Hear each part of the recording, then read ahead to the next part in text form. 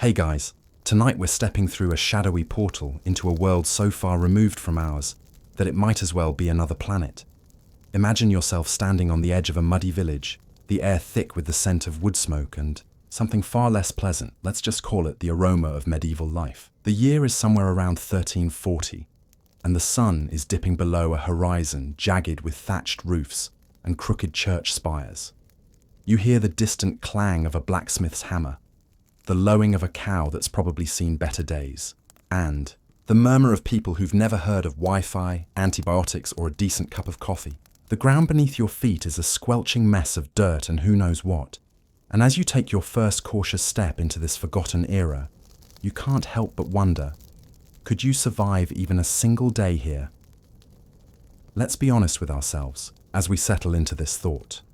You've probably binge-watched enough fantasy shows to think you'd swagger through medieval times like some sort of time-traveling hero, sword in hand, charming the local tavern wench. But the reality, it's not quite so cinematic.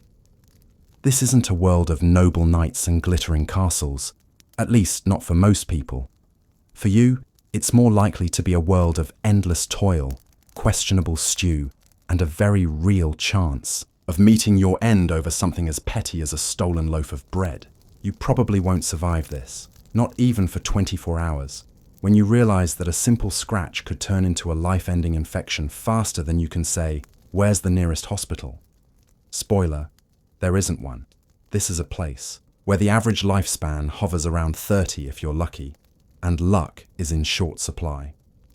Now, before we dive deeper into the grit and grime of medieval life, let me pause for just a second. So, before you get comfortable, take a moment to like the video and subscribe, but only if you genuinely enjoy what I do here. It's a small gesture, but it means the world to keep these late-night journeys alive. And while you're at it, drop a comment with where you're tuning in from and what time it is there. Are you curled up under a blanket in Chicago at midnight, or sipping tea in Sydney as the sun rises? I'm curious to know who's joining me on this strange trip through time. Let's ease back into the scene, shall we? Picture yourself trudging through that muddy village square, your modern sneakers, if you're still wearing them, already caked with filth. You glance around, and the first thing that hits you is how different everything feels. There's no hum of electricity, no glow of streetlights, just the flicker of tallow candles in windows, and the eerie howl of wind through the trees. You're not just out of place, you're out of time. And trust me, the locals are already side-eyeing you like you've just wandered in from a sci-fi convention. "Who's this fool with the weird clothes?" they're probably muttering. Here's your first chuckle of the night. You thought skinny jeans were uncomfortable. Try wearing a scratchy wool tunic that smells like it's been washed in a river, if it's been washed at all. Speaking of discomfort, let's toss in another little laugh. You're probably dreaming of a hot bath after a long day of, well, existing in the Middle Ages. But guess what? Baths are more of a once-a-year luxury for most folks here, if they even bother. You'll be lucky to splash your face with some icy water from a bucket that's been sitting out since who knows when. And don't even get me started on the plumbing situation, or lack thereof. Let's just say your modern sensibilities are about to take a serious hit. Now, for a touch of history to ground us. You might already know that the medieval period, often called the Middle Ages, spanned roughly from the 5th to the 15th century. In Europe, it's a time we often romanticize, but it was marked by events like the Black Death, which wiped out nearly a third of Europe's population in the mid-14th century. That's not just a statistic. It's a grim reminder of how fragile life was, how a single flea bite could unravel entire communities. And here you are, standing in the middle of it, with no hand sanitizer in sight.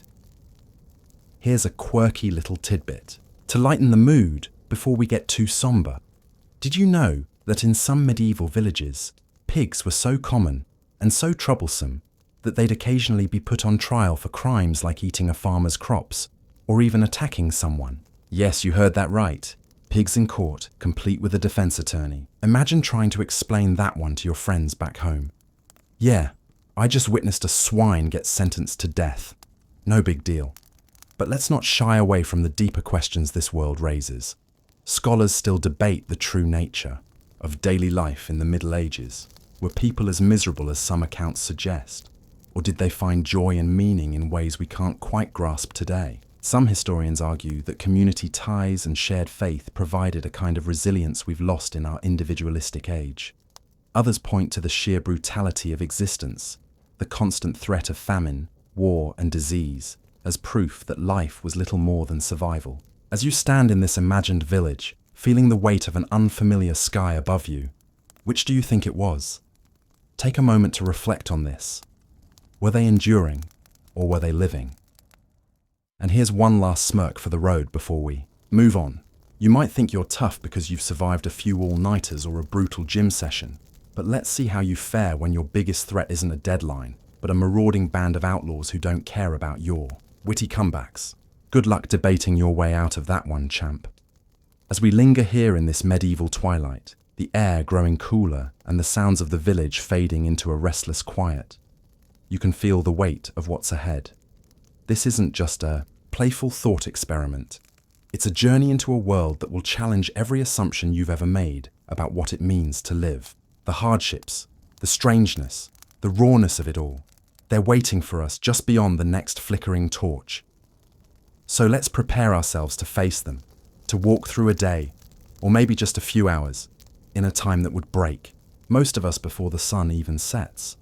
Now, dim the lights, maybe turn on a fan for that soft background hum, and let's ease into tonight's journey together.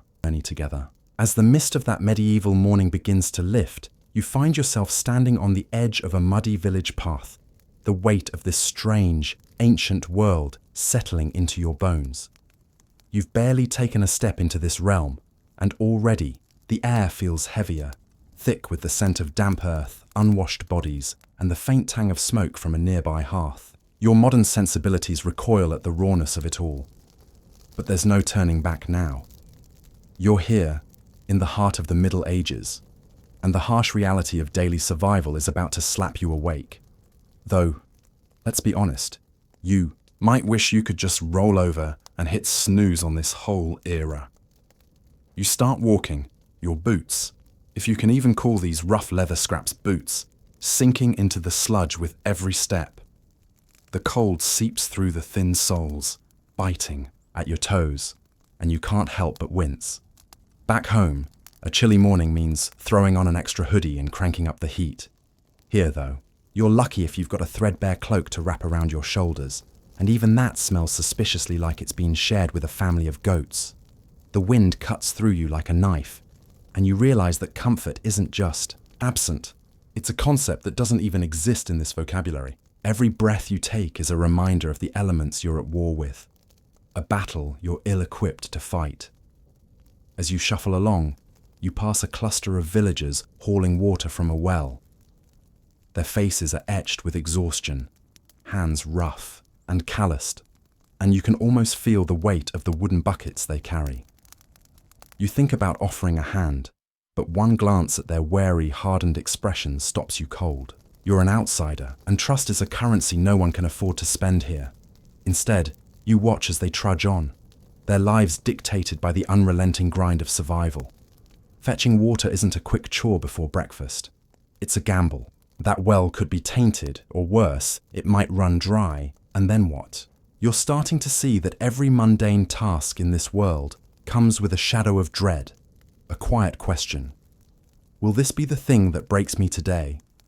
Let's not sugarcoat it. Your odds aren't looking great. If the weather doesn't get you, the sheer physicality of existence might. You're used to a life of convenience, where food appears in your fridge and clean water flows from a tap. Here, though, you're one bad harvest away from starvation, one cracked bucket away from dehydration. And don't even think about popping into a store for a quick snack. The nearest market is a half-day's walk, assuming you don't get waylaid by bandits or wolves. Honestly, your modern self would probably try to barter your phone for a loaf of bread, only to realize that shiny rectangle is about as useful as a rock in this dirt-caked reality. Good luck explaining apps to a medieval peasant. They'd probably think you're casting some kind of witchcraft. Speaking of food, let's talk about breakfast, or the lack thereof. You're hungry, your stomach growling like a beast. in the underbrush, but the villagers around you don't seem fazed. You learn quickly that meals aren't guaranteed. A crust of coarse, gritty bread and a thin gruel made from whatever grain hasn't rotted might be all you get today, if you're lucky. The texture is like chewing on gravel, and the taste, well, let's just say it's an acquired one, somewhere, between despair and damp straw. You try to swallow your complaints along with the gruel, but it's hard not to wonder how anyone survives on this. And yet, they do.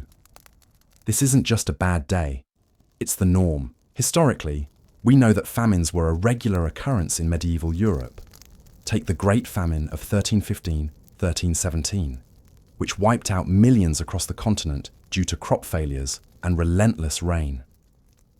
You're standing in a world where hunger isn't an inconvenience, it's a spectre that haunts every table. But survival isn't just about food or shelter, it's about navigating a landscape where danger lurks in the most mundane corners. Take a deep breath if you dare, because the air itself might betray you. You notice the villagers coughing, a dry hacking sound that seems to echo from every corner of this cramped settlement. Sanitation. That's a word for the future. Waste, human, animal, you name it, piles up in the streets, and the stench is a living thing, curling into your nostrils with every inhale. You try to hold your breath, but that only makes it worse when you finally gasp for air. Here's a quirky little tidbit to chew on. Medieval folk sometimes believed that bad smells, or miasmas, were the cause of illness, so they'd carry around pouches of herbs or flowers to mask the odour. Imagine your surprise when a villager offers you a wilted sprig of lavender to sniff, your very own medieval air freshener. Too bad it does nothing for the flies buzzing around your face. And this brings us to a deeper question. One scholars still debate with quiet intensity. Just how much did environment shape medieval life expectancy? Some argue that the constant exposure to filth and disease was the primary killer, far more than war or famine. Others point to malnutrition as the root cause, weakening bodies before pests or infections could even take hold. Whatever the truth, you're feeling it in your bones already. Every ache, every shiver, every grumble of your empty stomach is a reminder that this world doesn't care if you make it to tomorrow. You're not just surviving, you're playing a game of chance with rules you don't understand. Now, imagine trying to keep your spirits up in this slog.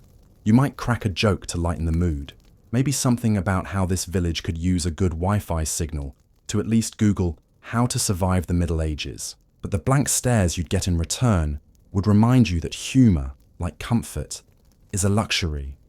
Or perhaps you'd mutter under your breath about needing a medieval version of Uber to escape this muddy nightmare. Though, frankly, the only ride you're getting is on the back of a donkey if you're lucky enough to barter for one. The thought almost makes you laugh, but the ache in your legs and the chill creeping up your spine swallow the sound before it can escape. Take a moment to reflect on this. How long would your resolve hold in a world that demands everything from you? Your strength, your wits, your very will to keep going, and offers so little in return. You're not just out of your depth, you're drowning in a sea of hardship that these people navigate as naturally as breathing. The harsh reality of daily survival isn't a story or a game, it's the very fabric of their existence. And as the day drags on, with the sun barely warming the grey sky above, you start to wonder if you've even got what it takes to make it through the next hour, let alone the next 24. The weight of this world presses down on you, heavier with every step, and somewhere in the distance, a raven's cry seems to mock your fragile hope. As the weight of mere survival presses down on you, the air itself seems to turn against you in this medieval world. You've barely figured out how to scrape together a meal, or avoid the wrong end of a rusty blade when an invisible enemy begins to stalk you. It's not a bandit or a beast, but something far more insidious, something you can't see or fight with a stick. Welcome to the unforgiving landscape of disease, where every cough, every sneeze, every brush of a stranger's hand could be the herald of your doom. Let's walk through this shadowy realm together, with the quiet tread of someone who knows the ground beneath might crumble at any moment. You're trudging through a muddy village, the damp seeping into your tattered shoes, the chill biting at your fingertips. The air is thick with the stench of rotting straw and unwashed bodies, a sour tang that clings to the back of your throat. Around you, villagers shuffle about their tasks, their faces pale and drawn, some bearing the telltale marks of affliction, boils, rashes, or a hollow gaze that speaks of a body fighting something it doesn't understand. You notice a child coughing violently near a well, the sound wet and ragged, and instinctively you step back. But where can you go? There's no sterile sanctuary, no hand sanitizer to save you.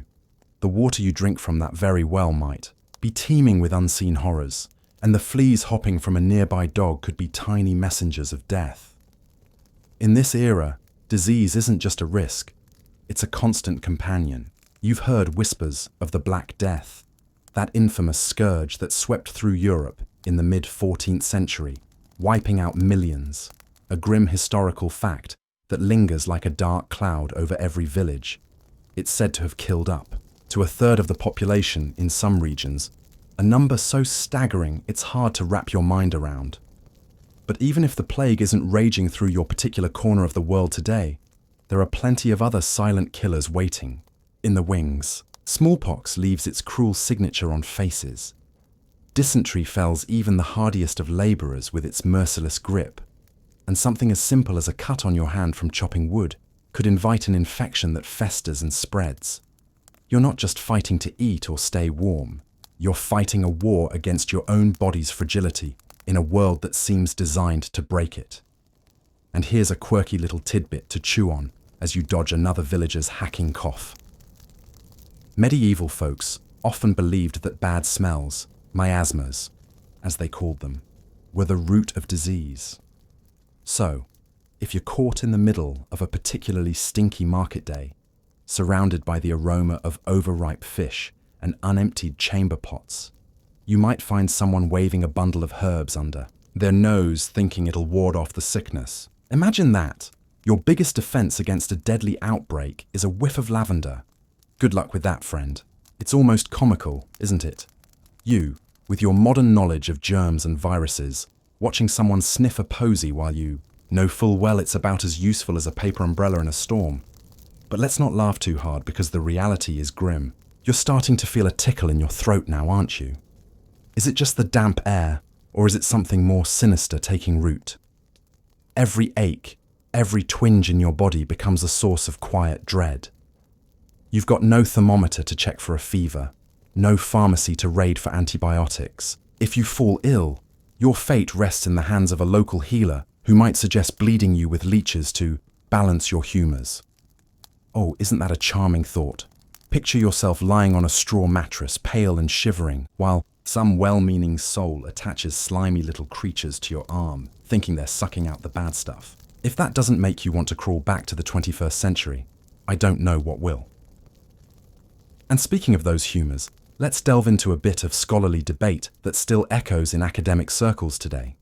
Medieval medicine was heavily influenced by the theory of the four humours: blood, phlegm, yellow bile, and black bile. The idea, rooted in ancient Greek thought, was that illness stemmed from an imbalance in these bodily fluids, and treatments like bloodletting or purging were meant to restore harmony. Modern historians and medical scholars still argue over how much of this was pure superstition versus an early, albeit flawed, attempt at understanding the human body. Was it a primitive science, or just a desperate grasp at meaning in a world where death lurked around every corner?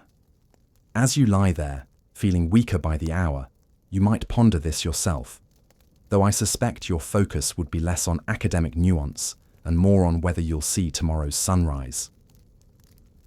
The sensory assault of this world doesn't let up, even as your mind races with worry. The sound of church bells tolling for yet another funeral pierces the foggy air, a somber reminder of how often life is snuffed out here.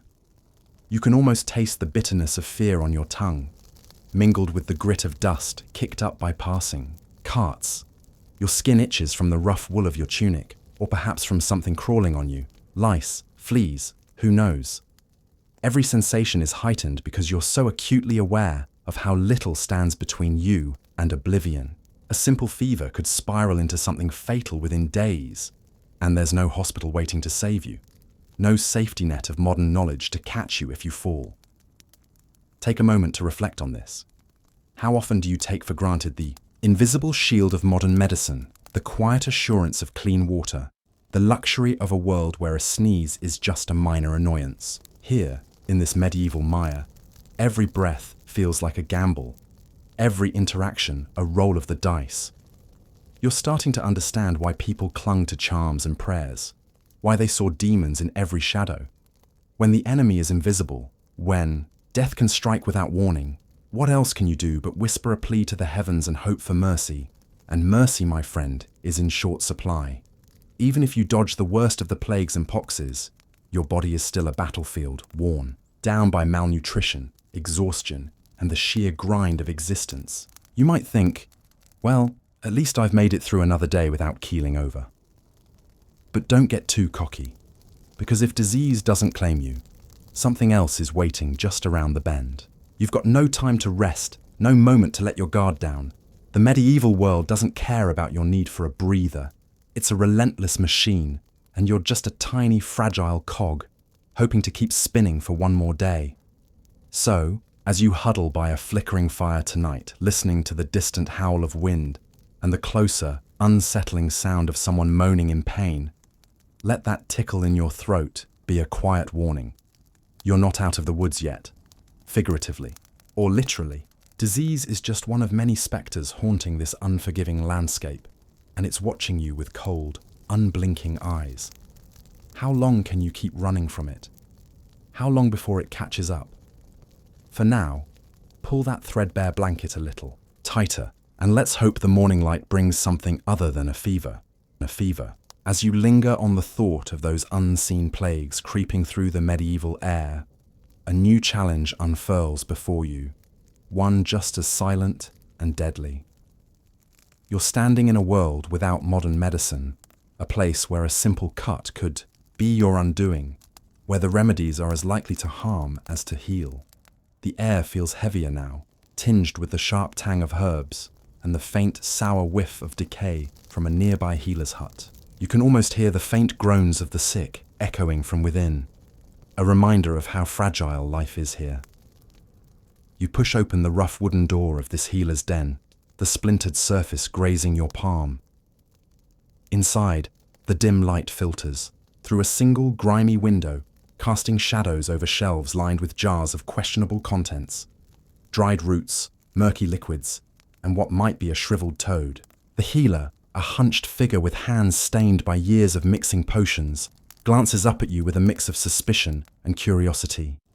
"A wound, is it?" they rasp, eyeing your untouched skin as if they can already see the invisible ailments lurking beneath. You shake your head, but the truth is, you're not so sure yourself. A tiny scratch from that door could fester by tomorrow, and there's no antibiotic waiting to save you. Here, a fever isn't just an inconvenience, it's a potential death sentence. Let's be honest, you've probably taken a painkiller for a headache without a second thought, but in this age, pain is your constant companion, and relief is a gamble. The healer might offer you a poultice of mouldy bread. Yes, mouldy, because they've noticed it sometimes helps wounds, though they don't know why. You can't help but smirk at the irony. Centuries later, penicillin would be born from this very idea, but right now, it's just a desperate hunch. If that doesn't work, they might suggest bleeding you with leeches to balance your humours. Oh, the joy of having slimy critters suck your lifeblood while you lie there hoping it's not making things worse. You'd probably rather tough it out with a medieval version of walk it off, wouldn't you? The reality is grim. You're in the 14th century, a time when the Black Death wiped out nearly a third of Europe's population.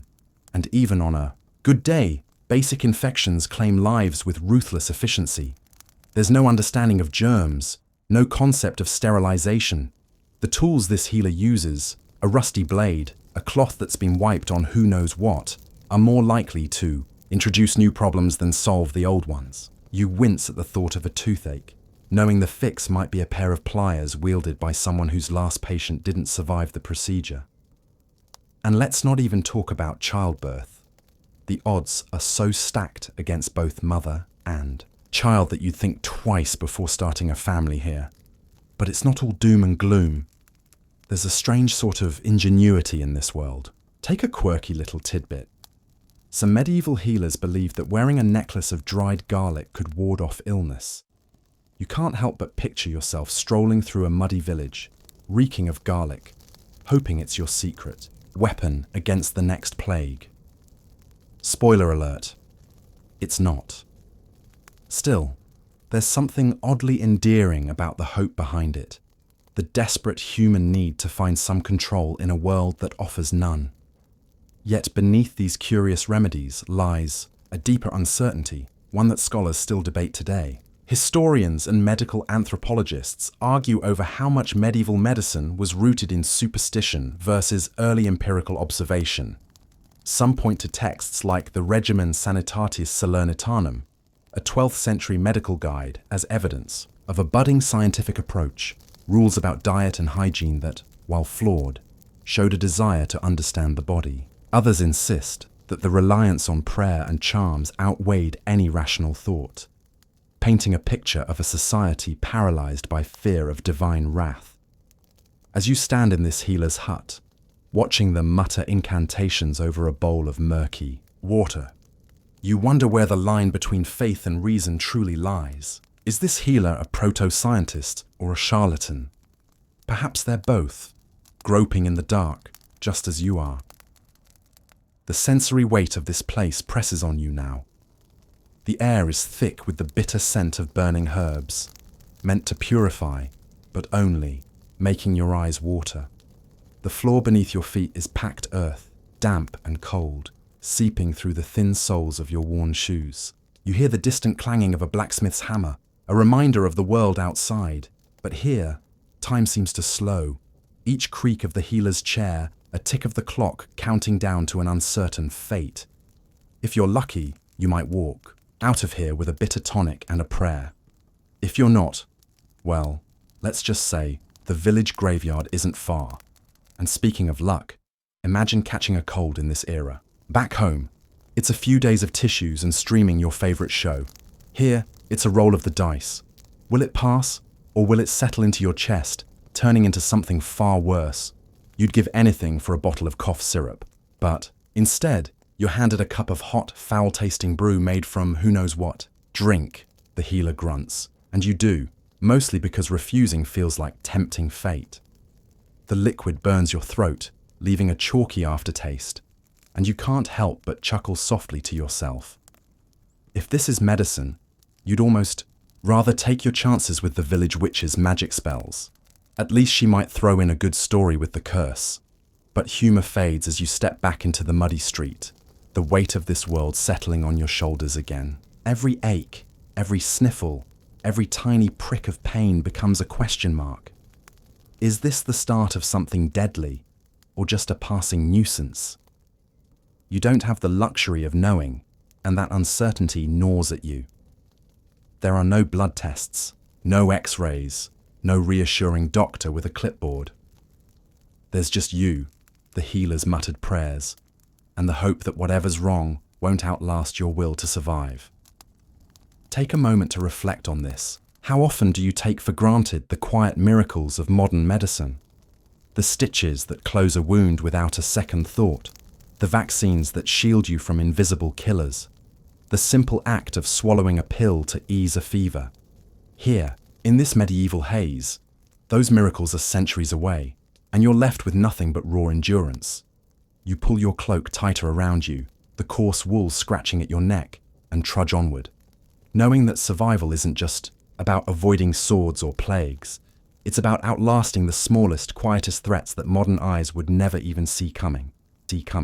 As the sting of a world without medicine lingers in your mind, you find yourself trudging along a muddy path, the damp earth squelching under your worn boots. The air is thick with the scent of wood smoke and something faintly sour, a reminder of the village you've just passed through. You're not just a traveller in this medieval landscape.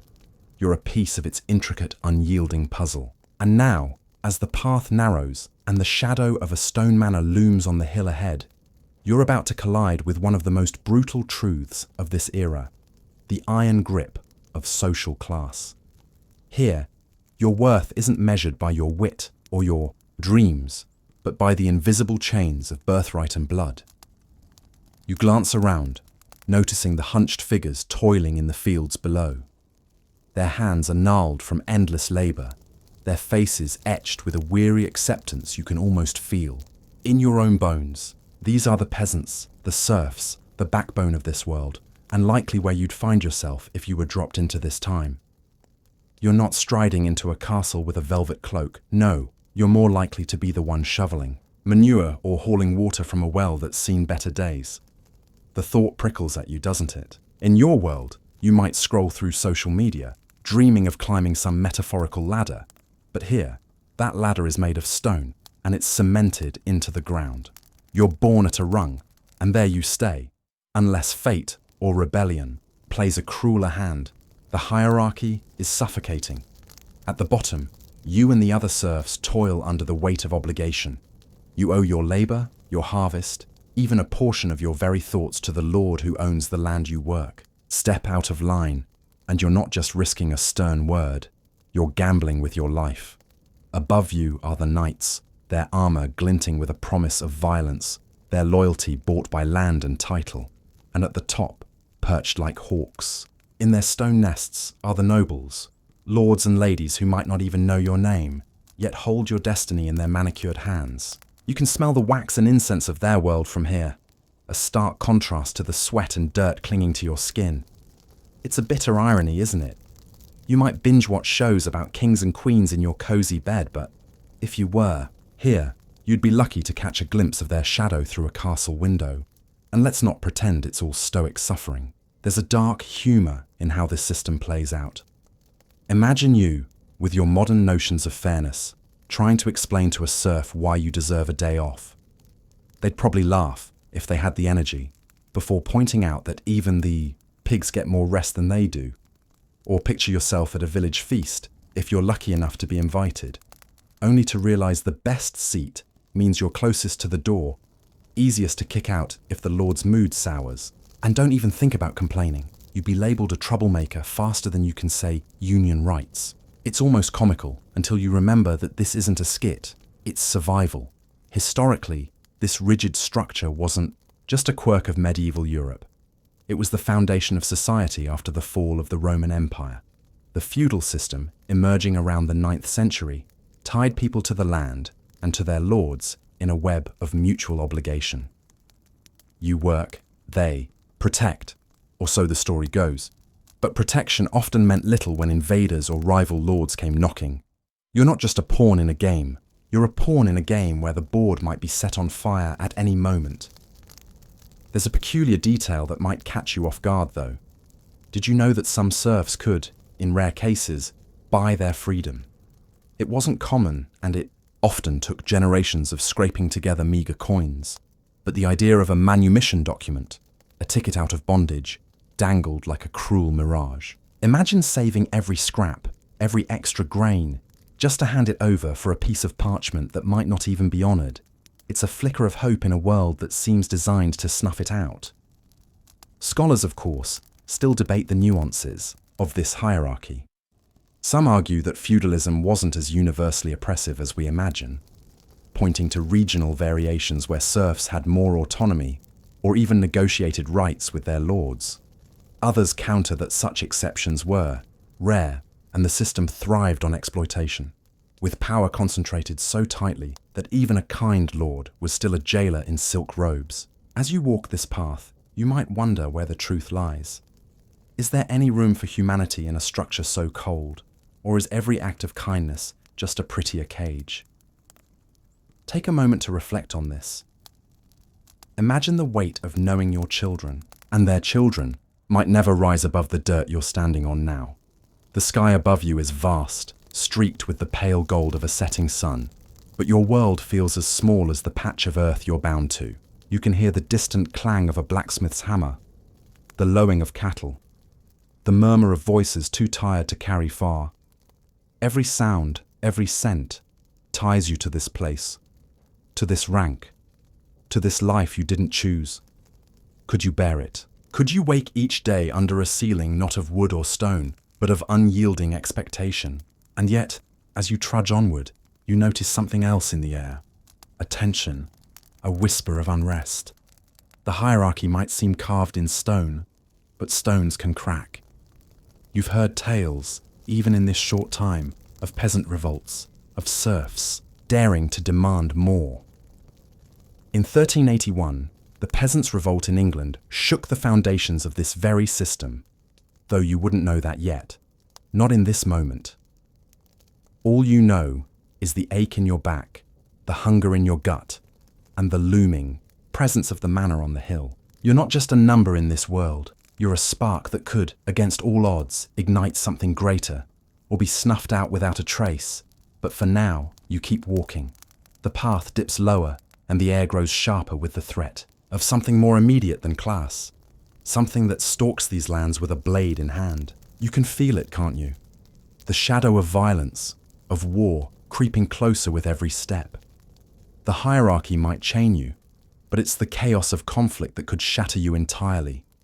As the wind picks up, carrying the faint cry of a raven, you brace yourself for what lies ahead, knowing that in this medieval world, peace is as fleeting as a dream at dawn. As you linger in the shadow of this medieval village, still reeling from the rigid chains of class that bind every soul around you, a new weight settles on your shoulders. It's not just the expectations of your station that threaten to crush you, but something far more immediate, far more visceral. You can feel it in the air, a tension that hums like a distant storm, always threatening to break. This is a world where violence and war are not distant headlines or history lessons. They are as close as the next breath, as inevitable as the setting sun.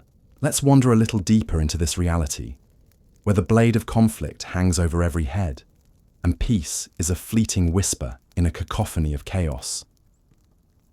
You walk along the muddy path that serves as the village's main thoroughfare, your boots sinking into the cold, damp earth with every step. The air carries the sharp tang of smoke from hearths burning low, mingled with the metallic hint of something darker.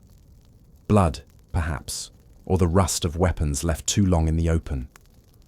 Around you, men and women move with a hurried caution, their eyes darting to the horizon as if expecting a shadow to emerge at any moment. And why wouldn't they? This is the 14th century, a time when the 100 Years' War rages between England and France, a conflict that drags on with such ferocity that entire generations know nothing but its shadow. Villages like this one are caught in the crossfire, pawns in a game of kings and lords who rarely step foot on these blood-soaked fields themselves. You pause by a low stone wall, your fingers brushing against its rough, weathered surface, and notice a group of men gathered near the village square.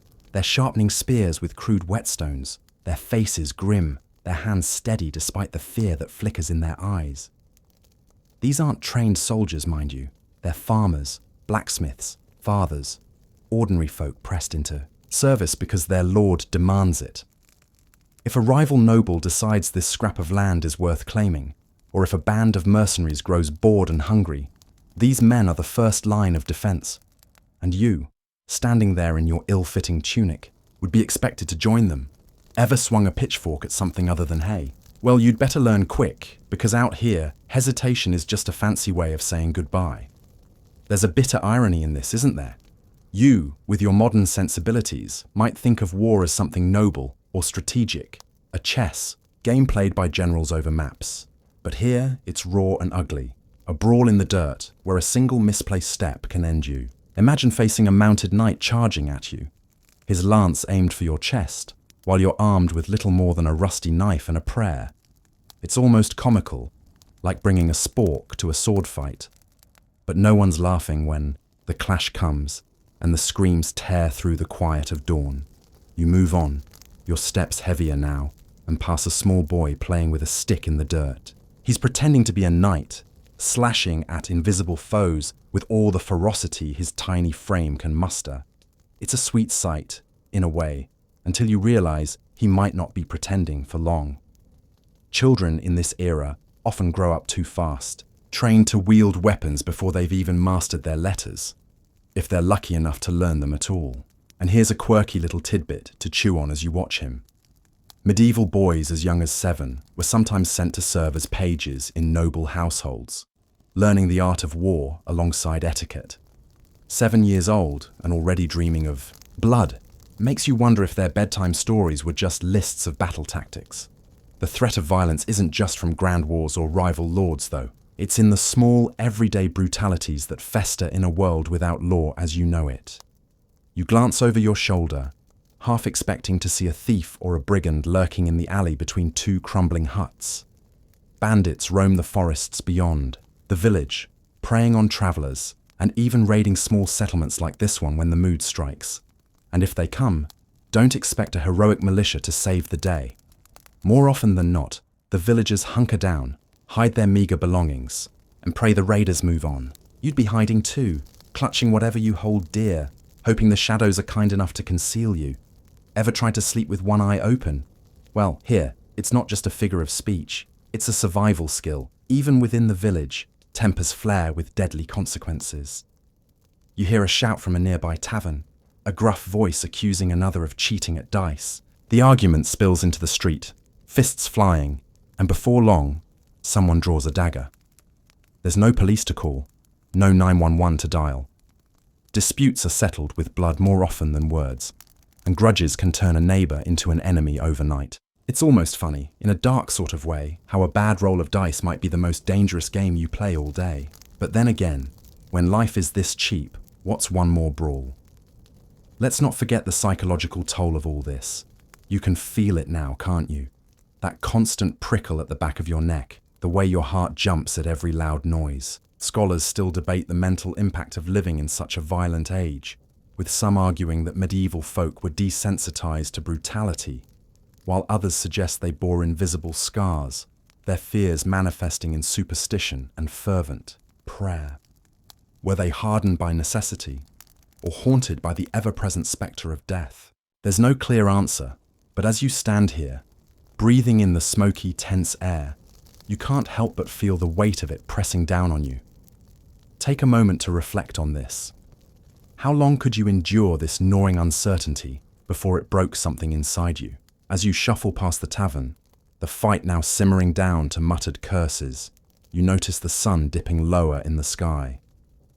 The shadows grow longer, stretching like fingers across the village, and with them comes a new kind of dread. Nightfall doesn't just mean rest in this world, it means vulnerability. Gates are barred, doors are bolted, and every creak of the wind becomes a warning. War and violence don't sleep after all, and neither can you. Not truly. You've got to stay alert, even in your dreams, because out here, the line between waking and nightmare is thinner than a blade's edge. And yet, as you stand there, caught between the fading light and the gathering dark, you realize this constant threat is only one layer of the medieval struggle. There's something else lurking, something that grips the mind as tightly as any sword grips a hand. It's the weight of belief, of superstition, of a world where every shadow might hold a demon, and every misfortune is a sign of divine wrath. Let's step quietly into that realm next, where fear isn't just of steel, but of the unseen forces that govern every thought and deed. As the echoes of clashing swords and the distant cries of battle fade into the background, you find yourself standing in the muddy heart of a medieval village. The air still carries the acrid tang of smoke from a skirmish on the outskirts, a reminder of the violence that lingers like a shadow over this world. But there's another force, quieter yet heavier, pressing down on you now. It's not the threat of a blade or an arrow, but something far more pervasive, something woven into the very fabric of thought and fear. You're stepping into the realm of superstition, a place where the line between the real and the imagined blurs, and every creak of a door or rustle in the bushes might be a sign of something sinister. You shuffle along the uneven path, your boots squelching in the damp earth, the chill of early morning seeping through the thin layers of your rough-spun tunic. Around you, the villagers move with hurried, cautious steps, their eyes darting to the sky or to the edges of the forest, as if expecting something, or someone, unseen to strike. You notice an old woman clutching a bundle of herbs, muttering under her breath as she ties a small charm around a child's wrist. Her words are unintelligible, a soft chant that seems to hum with a strange, desperate energy. The scent of the herbs, sharp and bitter, mixes with the damp musk of the village, grounding you in this odd, unfamiliar moment. You can't help but wonder what she fears so deeply that she'd weave spells into the air itself. In this world, superstition isn't just a quirk or a passing thought, it's a way of life. You quickly learn that every event, no matter how small, is laden with meaning. A crow landing on your roof, that's a harbinger of death, or so the baker's wife whispers as she crosses herself and spits over her shoulder. A cow refusing to give milk. Surely, a witch has cursed the beast, and now the whole village is eyeing each other suspiciously, wondering who among them might have dealings with the dark. You try to laugh it off, to tell yourself it's just folklore, but the weight of their stares, the hushed urgency in their voices, makes your skin prickle. You're starting to feel it too, aren't you? That creeping doubt, that whisper in the back of your mind asking, what if they're right? Let's be honest, you're not exactly prepared for this level of cosmic paranoia. Back in your time, a black cat crossing your path might get a chuckle or a half-hearted joke about bad luck before you scroll through your phone, unbothered. Here, though, that same cat could have the whole village dragging you to the local priest for an exorcism. Imagine trying to explain to a grim-faced clergyman that it's just a stray looking for scraps. "Father, I swear, it's not my familiar," you'd stammer, while he glares at you like you've just confessed to hosting midnight tea parties with demons. Good luck with that one. And speaking of demons, you're starting to notice how every shadow seems to hold a threat. As dusk falls, the flickering light of rush candles casts eerie shapes on the walls of the cramped hovel where you've taken shelter. The wind howls outside, rattling the flimsy wooden shutters, and you swear you hear whispers in the gusts. The villagers have warned you about the spirits that roam after dark. Restless souls, they say, or worse, creatures from the underworld seeking to drag the unwary into eternal torment. You pull your scratchy woolen blanket tighter around your shoulders, the coarse fibers pricking at your skin, and try to dismiss it as nonsense. But in the quiet, with only the crackle of a dying fire for company, it's harder to be so sure. Every groan of the old timber beams above you feels like a warning. Historically, this pervasive fear wasn't just idle fancy.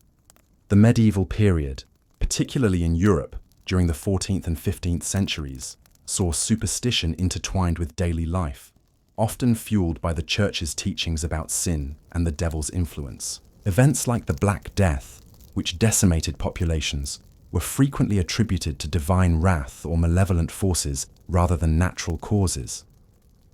People genuinely believed that their survival depended on warding off evil through rituals, charms, or fervent prayer. It's no wonder, then, that you feel this weight pressing on you now. Their world was one where the unseen held as much power as the sword. Yet, there's a curious side to this as well. Something that almost makes you smirk despite the tension. Did you know that some medieval folks believed garlic could ward off not just vampires, a myth that came later, but also the plague itself?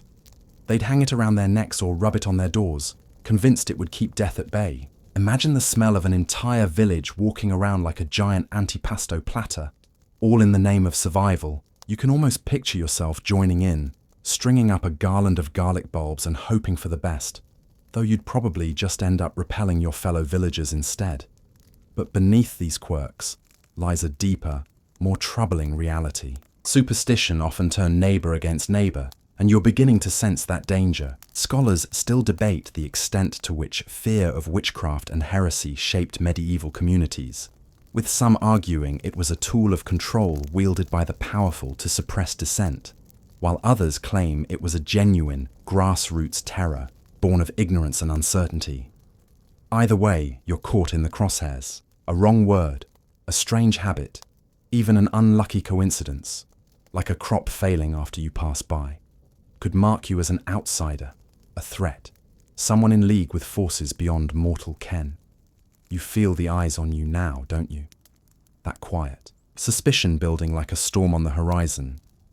You hunker down by the fire, the smoky warmth a small comfort against the creeping cold, and let your mind wander. What would it take to live like this, day after day, where every mishap feels like a judgment from above, every oddity a potential curse? You're used to a world where science offers answers, or at least the promise of them.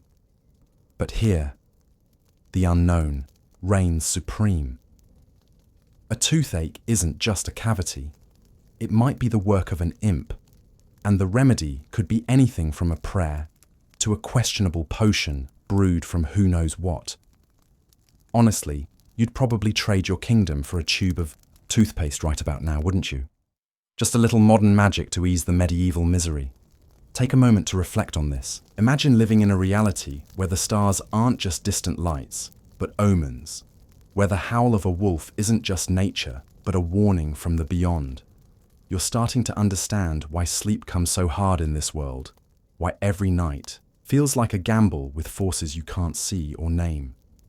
The straw beneath you prickles through the thin mat, the air thick with the scent of damp earth and burnt tallow, and as you close your eyes, you can't help but wonder what tomorrow's superstitions will bring. Will you be blamed for a storm, shunned for a dream someone claims to have had about you? Or will you simply fade into the background, another weary soul hoping to survive the unseen terrors of this strange, shadowed age? For now, you let the quiet settle over you, the distant hoot of an owl carrying a weight. You're only just beginning to comprehend as the medieval night stretches on, endless and unknowable, as the weight of superstition lingers in the air, pressing against your every thought. You find yourself drawn deeper into the medieval world, a world where the divine isn't just a distant concept, but an ever-present force, a hand that seems to grip every corner of your life. You can't escape it. The church bells toll with a rhythm that feels like the heartbeat of the village, summoning you not just to prayer, but to a way of being that leaves no room for doubt or deviation. The scent of incense wafts through the chilly morning air as you shuffle along a muddy path toward the stone church at the center of this crumbling settlement. It's not a choice to attend. It's a command woven into the very fabric of existence here. You pull your ragged cloak tighter around your shoulders, the damp wool scratching at your skin, and brace yourself for the relentless grip of religion that shapes every breath you take. You step inside the church, the heavy wooden door groaning behind you, and the dim light flickers from candles perched on uneven stone ledges. Shadows dance across the walls, painting the faces of saints and sinners in a ghostly glow. The air is thick with the musk of unwashed, bodies pressed close together, the murmur of Latin chants rolling over you like a wave you can't quite grasp. You kneel on the cold, hard floor, your knees aching almost instantly, and you wonder how anyone can endure this for hours. But endure. They do. Endure they must. Religion isn't just a part of life here, it's the scaffolding that holds everything together. Every thought, every action, every whispered word is filtered through the lens of faith. Sin isn't just a personal failing, it's a public shame, a crack in the community's foundation that could bring divine wrath upon everyone. You glance around, catching the wary eyes of a neighbor, and realize that even your thoughts aren't safe. What if they see doubt in your gaze? What if they sense a flicker of rebellion? Here, the fear of God isn't just spiritual, it's a very real, very immediate dread of judgment from those around you.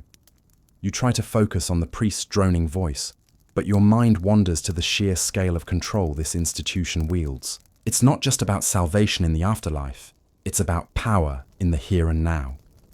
Historically, we know that the Catholic Church in medieval Europe was a dominant force, owning vast swathes of land, sometimes up to a third of all property in a region, and collecting tithes that kept even the poorest peasants tethered to its will. You feel that burden as you sit here, knowing that a portion of the meager harvest you scraped together last month has already been handed over, not out of generosity, but out of obligation. Your stomach growls quietly, a reminder of the bread. You could have baked with that grain, and you can't help but smirk at the irony. They say God provides, but it sure feels like you're providing for God, or at least for the men who claim to speak for Him. And then there's the quirkier side of this divine obsession, the odd little rituals that pepper daily life. You've heard whispers of a local custom where, during certain holy days, villagers carry a relic, a supposed fragment of a saint's bone, through the muddy streets, believing it wards off plague or ensures a good harvest. You can't help but raise an eyebrow as you imagine yourself trudging behind such a procession, trying not to trip over a stray pig while clutching a splinter that might just be from an old barn door. Is it faith, or is it desperation dressed up as piety? You're not sure, but you know better than to voice that question aloud. A little chuckle escapes your lips, though, at the thought of accidentally sneezing on the sacred relic. Would that be a sin, or just bad timing? The weight of it all presses down harder as the service drags on. Your back aches from bowing. Your knees feel like they might never straighten again, and the cold seeps into your bones with a persistence that mirrors the sermons themselves. You start to notice the smaller ways religion creeps into every moment. Even the way you greet someone on the street, "God be with you," is a reminder that there's no escaping this framework. Every feast, every fast, every fleeting moment of joy or sorrow is dictated by the church calendar. You can't even curse properly without invoking some saint or demon, and heaven forbid you forget to cross yourself before a meal. Someone's always watching, ready to report your lapse to the local priest. It's exhausting, isn't it? Like trying to dance in chains, every step measured and judged by an unseen audience. But it's not just the rituals or the rules that bind you. There's a deeper, more pervasive control at play. A control over knowledge itself. You realize, as you sit in this dim sanctuary, that the words being spoken are in a language you barely understand. Latin is the tongue of the divine, they say. But it's also the tongue of the elite. It keeps the mysteries of faith just out of reach, ensuring you're dependent on those who claim to interpret God's will. Scholars still debate how much of this was intentional, whether the church deliberately used language as a barrier to maintain power, or whether it was simply a byproduct of tradition. Some argue that the clergy genuinely believed Latin was a sacred vessel, untouchable by the common tongue. Others insist it was a calculated move to keep the masses in the dark. Either way, as you sit here, mumbling half-remembered responses, you feel the frustration of being locked out of something that supposedly belongs to you. Salvation shouldn't come with a language barrier, should it? You shift uncomfortably on the stone floor, the chill creeping deeper into your limbs, and let your thoughts wander to the absurdity of it all. Imagine trying to explain to these folks that, in your time, you can question faith openly, debate it over a cup of coffee, or even choose not to believe at all without fear of being branded a heretic. They'd probably think you're possessed, or at least in need of a good exorcism. The thought brings a quiet smile to your face, though you quickly hide it behind a cough. Better not tempt fate with too much amusement. After all, you've heard rumors of people being accused of witchcraft for less. As the service finally nears its end, the priest raises his hands in a gesture of blessing, and the crowd shuffles to their feet with a collective groan. Your legs protest as you stand, pins and needles prickling through your calves, and you can't help but wonder how anyone finds comfort in this. Yet, as you step back into the grey light of day, the church, looming behind you like a silent judge, you feel the weight of its influence settle over you once more. There's no escaping it. Not in the fields where you labour, not in the whispered prayers before sleep, not even in the dreams that flicker through your restless nights. Religion isn't just a belief here, it's the air you breathe, the ground you walk on, the very rhythm of your existence. And as you trudge back to your meagre hut, the distant toll of the bell echoing in your ears, you can't shake the feeling that you're not just living under God's watchful eye, you're living under everyone's. Take a moment to reflect on this. How would you carry such a burden day after day with no reprieve in sight? As the weight of belief and divine scrutiny settles into your bones, you find yourself facing another unrelenting challenge in this medieval world. Your stomach growls, a hollow reminder of the most basic need: food. You shuffle through the muddy village square, the sharp scent of damp earth and unwashed bodies clinging to the air. The chatter of weary voices hums around you, but it's the ache in your gut that drowns out everything else. Hunger isn't just a passing discomfort. Here, it's a constant shadow, a predator that stalks every waking moment. Welcome to a life where a full belly is more myth than memory. You glance around, hoping for a scrap, a crust, anything to quiet the gnawing inside. The market stall ahead offers little: a few shriveled turnips, a handful of barley grains dusted, with grit, and a slab of meat so questionable you're not sure if it's pork or something far less appetizing. The vendor, a wiry man with a face carved by hardship, eyes you suspiciously. You've got no coin, of course, and bartering in this era isn't exactly a friendly haggle at a flea market. It's more like pleading for mercy, and mercy is in short supply. You mutter something about trading labor for a bite, but he waves you off with a grunt. Guess you're not getting a medieval Happy Meal anytime soon. The truth is, food scarcity defines life here. You're not just hungry, you're part of a world where famine is as common as the sunrise. Historical records remind us of the Great Famine of 1315 to 1317, a devastating period when relentless rains and crop failures swept across Europe, leaving millions to starve or succumb to disease.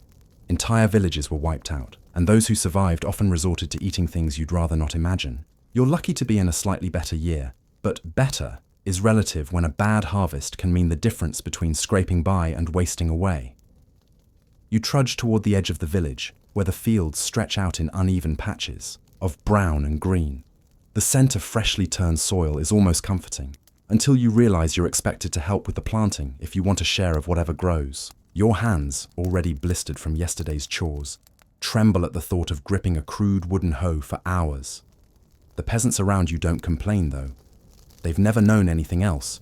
You, on the other hand, can't help but dream of a world where food comes in neat packages, delivered to your door with a tap on a screen. Here, a single loaf of bread, coarse, gritty, and likely mixed with sawdust on a bad day, is a treasure worth guarding with your life.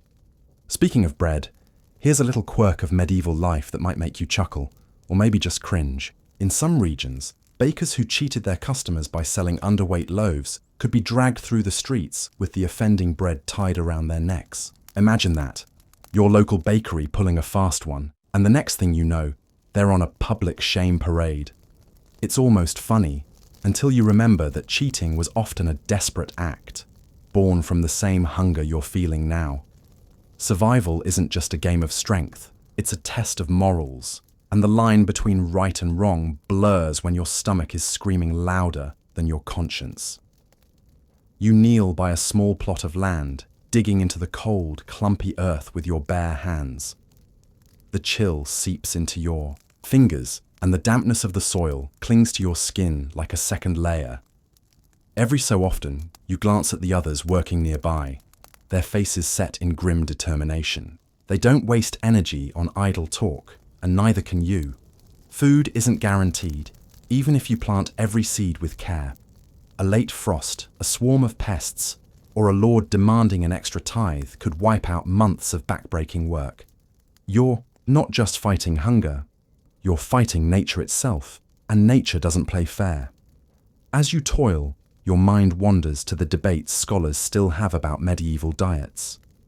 Some argue that peasants ate better than we might think, pointing to evidence of diverse crops and occasional meat in the diets of those who lived near forests or rivers. Others counter that such variety was a privilege of the few, and most survived on monotonous gruel, plagued by malnutrition that stunted growth and weakened bodies. You're not sure which side to believe as you wipe sweat from your brow, but one thing is clear: whatever they ate, it wasn't enough. Your ribs feel sharper already, and it's only been a few hours since your last meager meal. The sun climbs higher, casting a pale light over the fields, and the smell of smoke from a nearby hearth drifts on the breeze. It's a small comfort, a reminder of warmth and the faint hope of something cooking.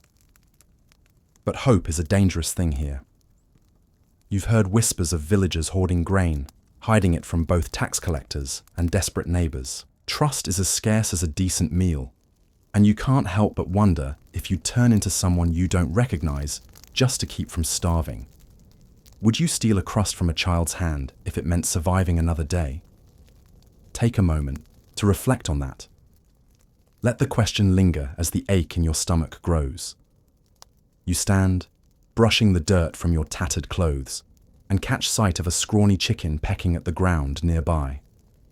For a fleeting second, you consider making a grab for it. Dinner on legs, right? But then you notice the owner, a burly woman with a gaze that could stop a charging boar. Yeah, maybe not. You'd probably end up as the main course in a village feud instead. A wry smile tugs at your lips as you imagine the headlines back in your time. Time traveler loses life over chicken heist. Not exactly the legacy you were hoping for. The day drags on, and the hunger doesn't ease. You chew on a piece of tough dried root someone tossed your way out of pity, the bitter taste coating your tongue like regret. Every bite is a reminder of how fragile life is here, how a single missed meal can tip you into despair.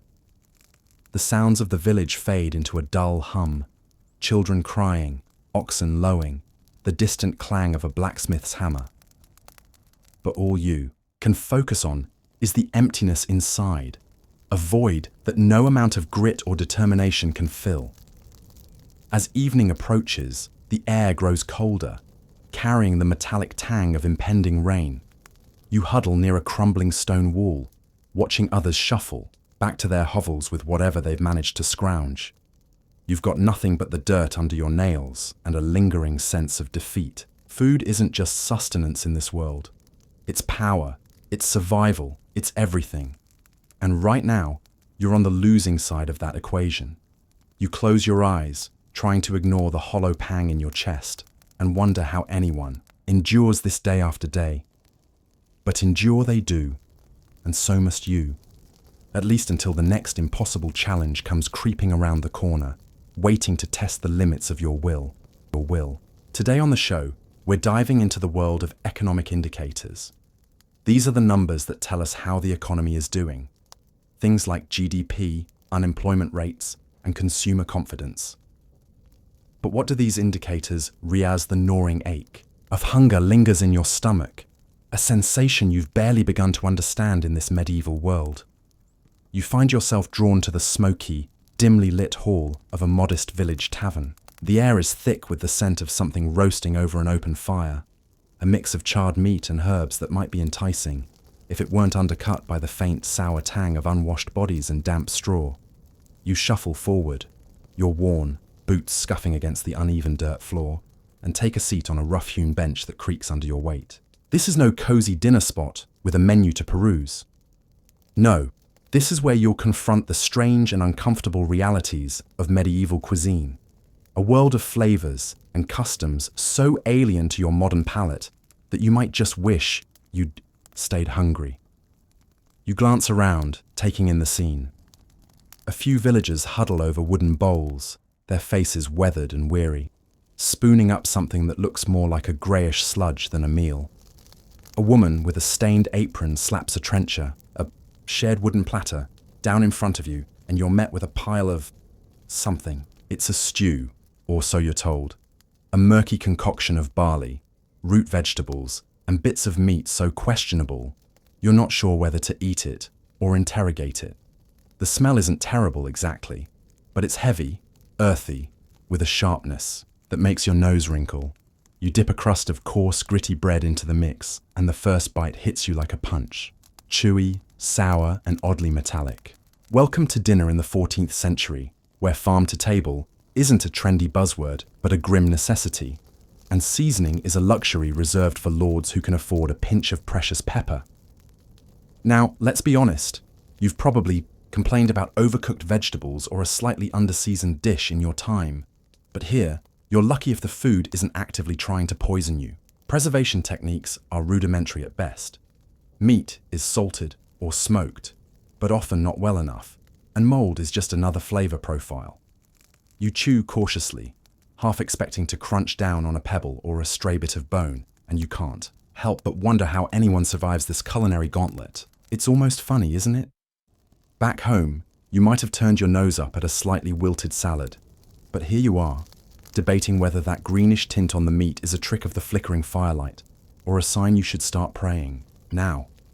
Historically, food scarcity shaped every aspect of medieval life, and the average peasant's diet was a monotonous cycle of bread, porridge, and whatever could be scrounged from the fields. The Black Death, which swept through Europe in the mid-14th century, didn't just kill millions, it decimated crops and livestock, making meals like this one even more of a gamble. You're eating what's available, not what's appetizing. And the idea of choice is as foreign as the concept of a 5-star review. Every bite is a roll of the dice, a quiet hope that your stomach can handle whatever mystery ingredient lurks in the broth. But it's not just the food itself that throws you off balance. It's the way it's consumed.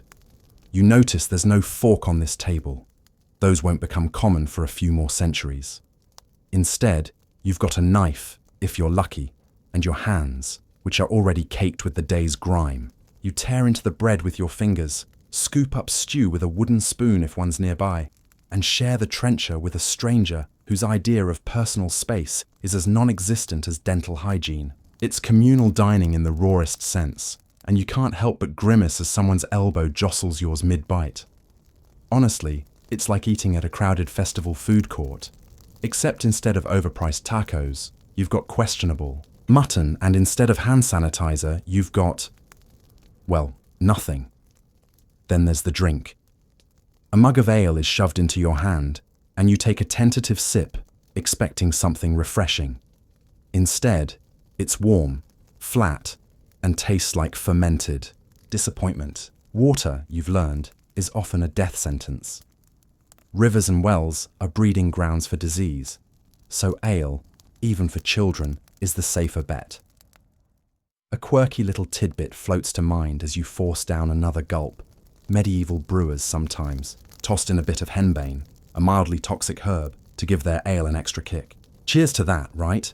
You're basically sipping a medieval energy drink, hoping the buzz isn't a prelude to something far less pleasant. The sensory overload doesn't stop at taste. The sounds of the tavern are a cacophony of clattering wooden dishes, guttural laughter, and the occasional belch that no one bothers to excuse. The air feels heavy, almost sticky, as the fire crackles and spits, casting long shadows on the walls. Your skin prickles with the chill seeping through the cracks in the timber, even as the heat from the hearth warms your face.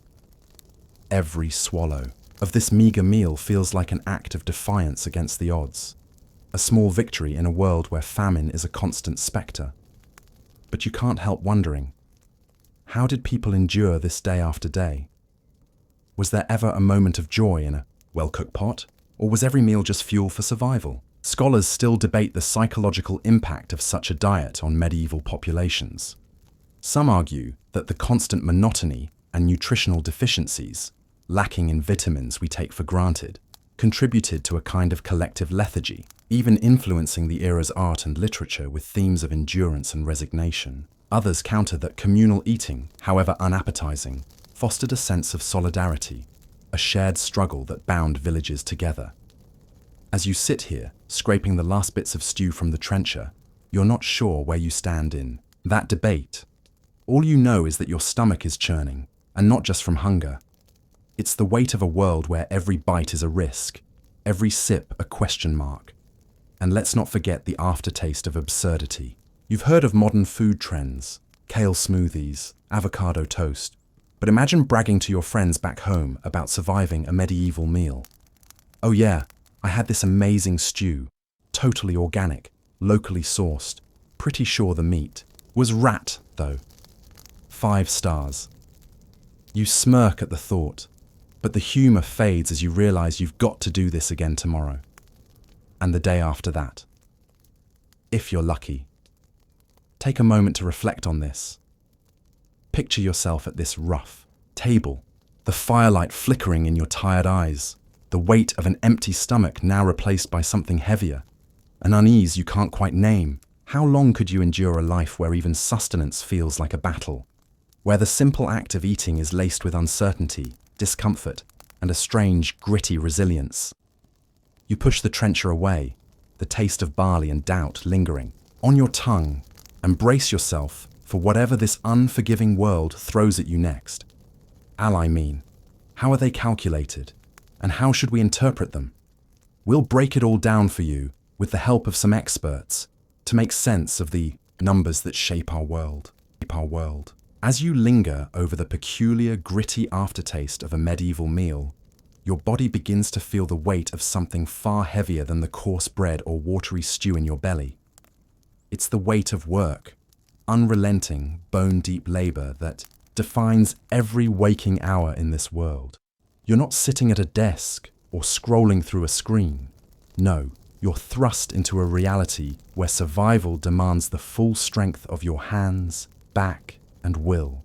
The sun is barely creeping over the horizon, painting the muddy fields in a pale, reluctant gold, and already you're expected to rise.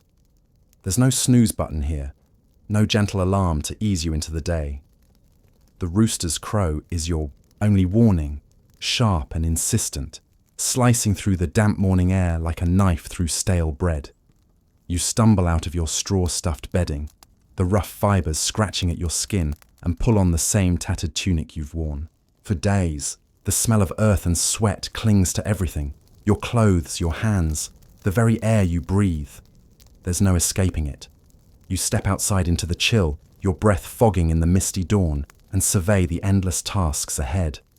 If you're a peasant, which, let's be honest, you almost certainly are, your life is a cycle of backbreaking toil. You grip a wooden plough, its splintered handle digging into your palms, and drag it through the stubborn, rocky soil. Each step is a battle, each furrow a small victory against a land that seems to resent your very existence. Your shoulders ache, your spine protests, and yet there's no choice but to push on. The harvest depends on it, your family depends on it. If the crops fail, hunger isn't just a possibility, it's a promise. Now, let's say you're lucky enough to have a trade, perhaps a blacksmith or a carpenter. Congratulations, you've graduated from the fields to a different kind of grind. You spend hours hunched over a forge, the heat searing your face as sparks dance like angry fireflies. Or you wield tools that turn your hands into a map of calluses and scars. The hammer's rhythm becomes your heartbeat, a relentless thud, thud, thud that echoes in your chest long after the sun dips below the horizon. And here's the kicker. There's no weekend waiting for you, no PTO to cash in. You work until the light fades, or until your body simply can't anymore. Honestly, your modern self would probably file a formal complaint with HR after the first hour. Except, of course, there's no HR in the 14th century, just a grumpy lord who'd rather see you flogged than hear your whining. Let's not forget the sheer physicality of it all. You're not just tired, you're a walking bruise. Your muscles scream with every movement, your joints creak like the warped wooden door of your hovel. There's no ergonomic chair to save you, no foam roller to knead out the knots. Even the simplest tasks, hauling water from a well, chopping firewood with a dull axe, or carrying grain sacks that weigh as much as a small child, feel like they're designed to break you. And in a way, they are. The human body in medieval times wasn't pampered. It was a tool, often worn down to the nub before its owner even reached what we'd call middle age. Historically, we know that life expectancy in the Middle Ages hovered around 30 to 35 years for most, though this was heavily skewed by high infant mortality. If you made it past childhood, you might see 50, but only if your body could withstand decades of this relentless grind. Here's a quirky little tidbit to chew on as you rub your aching shoulders. Medieval peasants often worked barefoot, even in the fields. Shoes were a luxury, and leather was better spent on tools or trade than on protecting your feet from jagged stones or icy mud. So, there you are, trudging through the filth, toes curling against the cold, probably muttering to yourself about how you'd trade your left arm for a pair of sneakers. It's almost comical, isn't it? You, a 21st century soul, reduced to hobbling around like some kind of medieval hobbit, except without the cozy hobbit hole or second breakfast to look forward to. And while we're on the subject of toil, let's ponder a scholarly debate that still simmers among historians. Just how much did peasants actually work compared to us modern folks? Some argue that, despite the grueling nature of their labour, medieval peasants had more free time than we might think, thanks to a calendar packed with religious holidays, sometimes up to 100 days a year where work was forbidden. Others counter that this so-called leisure was often spent in prayer, communal obligations, or simply recovering from exhaustion. Hardly what you'd call a vacation. So, as you slump against a tree, sweat dripping into your eyes, you might wonder if you're actually working harder than your office-bound self ever did, or if those holy days might offer a sliver of reprieve. It's a question without a clear answer, but it lingers in the air like the scent of damp earth after a rain. Take a moment to reflect on this. Imagine your hands, raw and blistered, gripping that plough or hammer. Feel the weight of the day, pressing down on you, the endless rhythm of labour that offers no escape.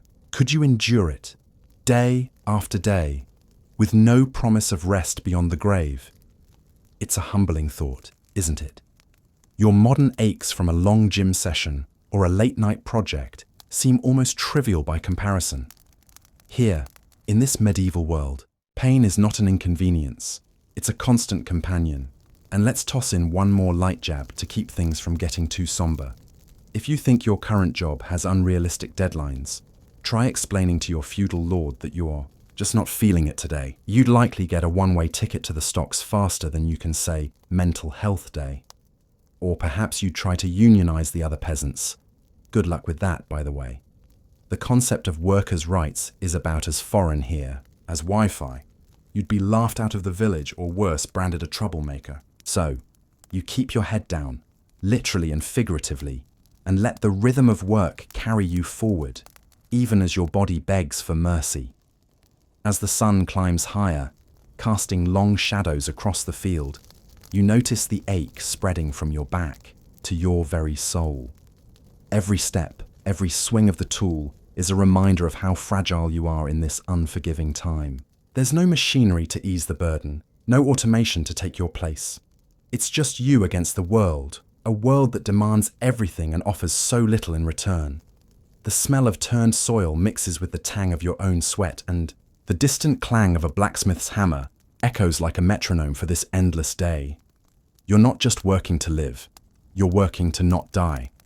And as that thought settles over you, heavier than any sack of grain, you begin to understand that labor here isn't a choice. It's a sentence, the sentence, as your weary body aches from the relentless toil of a medieval day. You stumble back to what passes for a home in this unforgiving world. The sun dips below the horizon, casting long shadows over the muddy village square, and the air grows thick with the scent of damp straw and wood smoke. Your muscles protest with every step, the weight of endless labor pressing down on you like a stone. But even as you dream of rest, you quickly realize there's no escape from the suffocating reality of this life. There's no privacy, no quiet corner to call your own. The very idea of personal space, that sacred bubble you've taken for granted, is as foreign here as a smartphone or a hot shower. You shuffle into the cramped hovel you share with half a dozen others, family, strangers, maybe a distant cousin twice removed. The walls, if you can call them that, are little more than woven sticks and mud, barely holding together against the evening chill.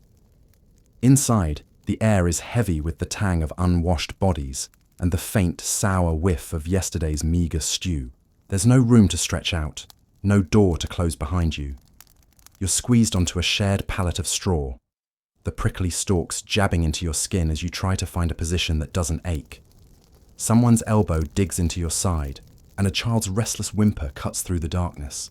You can't even sigh in frustration without someone muttering a complaint. It's like trying to sleep in the middle of a crowded bus, except this bus smells of sweat and despair, and there's no getting off at the next stop. In this world, the concept of a private bedroom is a fantasy reserved for the wealthiest lords, and even then, it's more of a shared hall than a sanctuary. Most people, like you, live in a single room, if you're lucky. Often, it's just a corner of a larger space, partitioned by nothing more than a tattered cloth or a pile of belongings. Animals, too, are part of the household. Their snuffling and shuffling a constant soundtrack to your restless nights. You can hear the pigs rooting just a few feet away, their grunts mingling with the snores of your companions. The line between human and beast blurs in this tight, suffocating existence, and you can't help but wonder if you'll wake up with a chicken roosting on your chest. Not exactly the cozy pet moment you might have imagined, is it? And let's not forget the lack of personal boundaries. If you thought sharing a bathroom with a roommate was awkward, try sharing every inch of your life with a small village's worth of prying eyes. There's no concept of knocking before entering, no whisper of "excuse me" as someone barges through your space to grab a pot or a bundle of firewood. Your every move, every muttered word, is public property. Got a secret? Good luck keeping it when your neighbor's ear is practically pressed to your straw mattress. It's like living in a reality show with no cameras, just judgmental glances and gossip sharper than any sword. You'd probably last about 5 minutes before spilling your soul just to get a moment's peace. Historically, this cramped way of living was the norm across medieval Europe. Records from the 13th and 14th centuries show that most peasant households consisted of extended families and sometimes unrelated labourers, all packed into spaces that would make a modern studio apartment feel like a palace. The average home for a commoner might be no more than 400 square feet, often housing 10 or more people along with livestock during harsh winters. Space wasn't just tight, it was a luxury most couldn't even dream of. And here's a quirky little tidbit to chew on as you lie there, sandwiched between a snoring uncle and a restless goat. In some regions, it was believed that sleeping close together warded off evil spirits. So, in a way, this human sardine tin is your spiritual protection. Comforting, right? Or maybe just a convenient excuse for not building bigger houses. But it's not just the physical closeness that wears you down. It's the mental strain of never having a moment to yourself, a quiet space to think or breathe. In your modern life, you've grown used to closing a door, putting on headphones, escaping into your own mind for a while. Here, that's impossible. Your thoughts are drowned out by the chatter of others, the clatter of wooden bowls, the endless squabbles over who ate the last scrap of bread. Even your dreams, when sleep finally comes, feel crowded, haunted by the day's struggles and the ever-present weight of eyes watching you, even in the dark. It's as if solitude itself is a sin, a forbidden indulgence you'll never taste. Scholars still debate the psychological impact of this lack of privacy in medieval society. Some argue it fostered a sense of community, a collective identity that bound people together in ways we can't fathom today. Others suggest it bred resentment and tension, a simmering frustration that often erupted into petty feuds or even violence. Imagine living your entire life under a microscope, every flaw and failure laid bare for all to see. Could you endure it, or would the lack of a personal refuge, a space to simply be, break you long before the sun rises again? Take a moment to reflect on this. Picture yourself curled up on that scratchy straw, the heat of too many bodies pressing in, the sounds of restless life all around you. What would you miss most from your own time? The silence of a late-night room, the comfort of a locked door, or just the simple freedom to sprawl out without touching another soul? Here, in this medieval crush, those are distant dreams, as unreachable as the stars flickering beyond the cracked roof above. And as if the lack of space isn't enough, there's no escaping the sheer noise of it all. The village never truly sleeps. Outside, dogs bark at shadows, and the wind rattles the flimsy walls with an eerie moan. Inside, someone coughs, a wet, hacking sound that makes you wince and wonder what plague might be brewing. A baby wails, and a grumbled curse follows. You try to block it out, to find some inner calm, but it's like trying to meditate in the middle of a crowded marketplace. Peace is a myth here, a fleeting whisper drowned out by the relentless clamour of survival. Honestly, if someone offered you noise-cancelling headphones right now, you'd probably trade your last crust of bread for them without a second thought. You shift again, trying to carve out just an inch more space, but it's no use. Your back aches against the hard earth floor, and the straw beneath you feels more like a bed of needles than a mattress. The smell of damp wool and unwashed skin clings to your nostrils, a constant reminder of how far you are from the comforts of your own time. You close your eyes, willing sleep to come, but your mind races with the day's burdens and the knowledge that tomorrow will bring no reprieve. In this world, personal space isn't just scarce, it's non-existent. And as the night drags on, you can't help but wonder how anyone endured this life, day after day, without losing themselves entirely to the crush of it all. As you stumble through the cramped, chaotic rhythm of medieval life, still reeling from the lack of personal space, another strange reality begins to settle over you like a heavy fog. Time itself feels different here.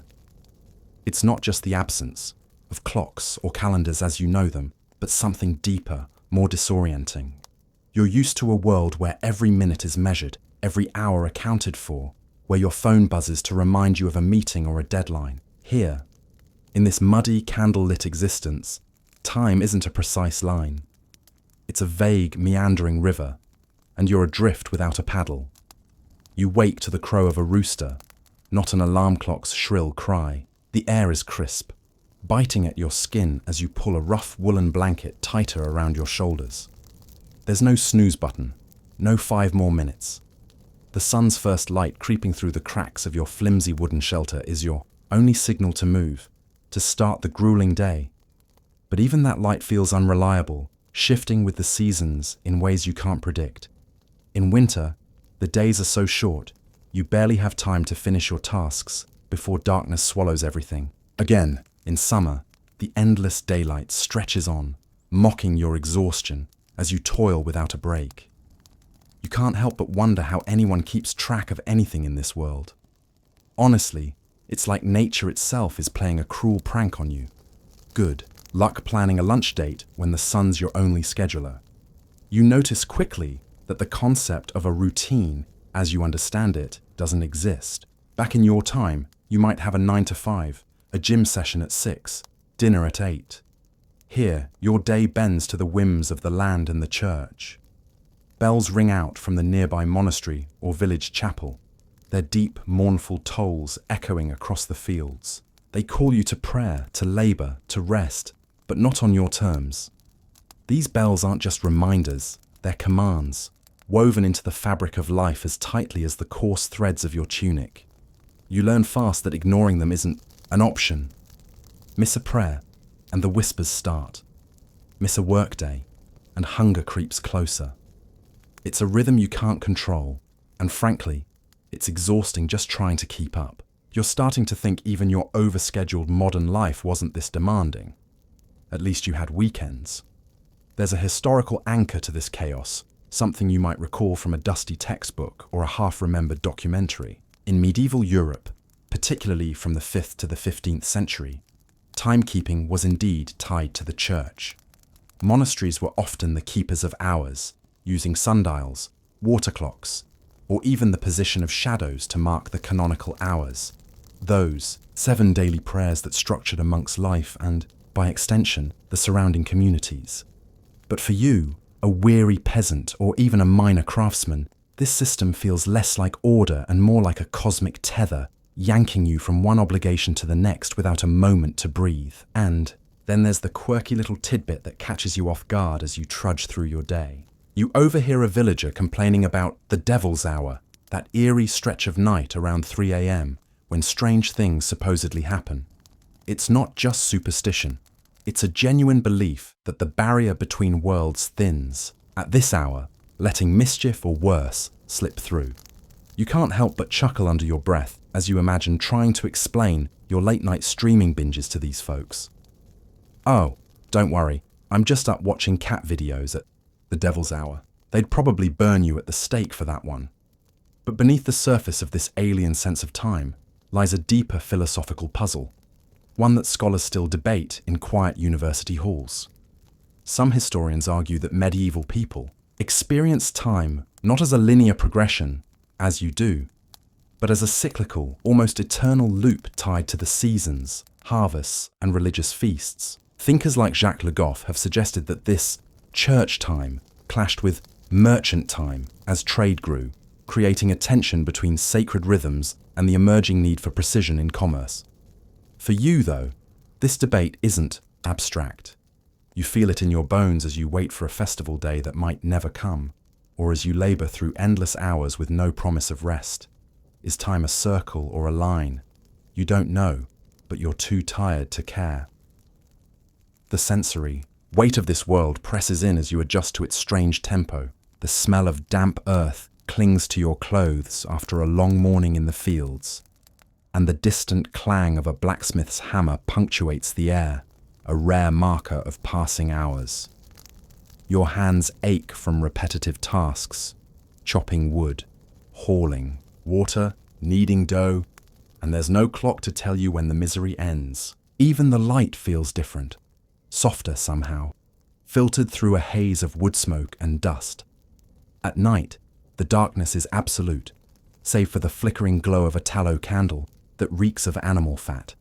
You lie awake, listening to the rustle of straw beneath you, the creak of the wind outside, and you can't shake the feeling that time itself is slipping away, uncounted and unclaimed. And let's be honest, you're not exactly thriving in this setup. You miss the predictability of your digital calendar, the comfort of knowing exactly how long until your next break. Here, every day feels like a gamble. Will the harvest come in time?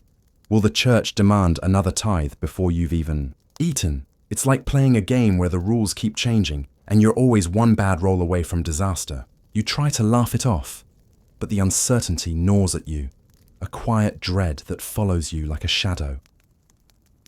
Take a moment to reflect on this. How would you anchor yourself in a world where time feels so fluid, so untamed?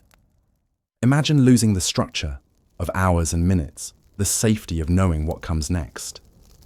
You're not just out of your depth here, you're in an entirely different ocean, and the tides don't care if you sink or swim.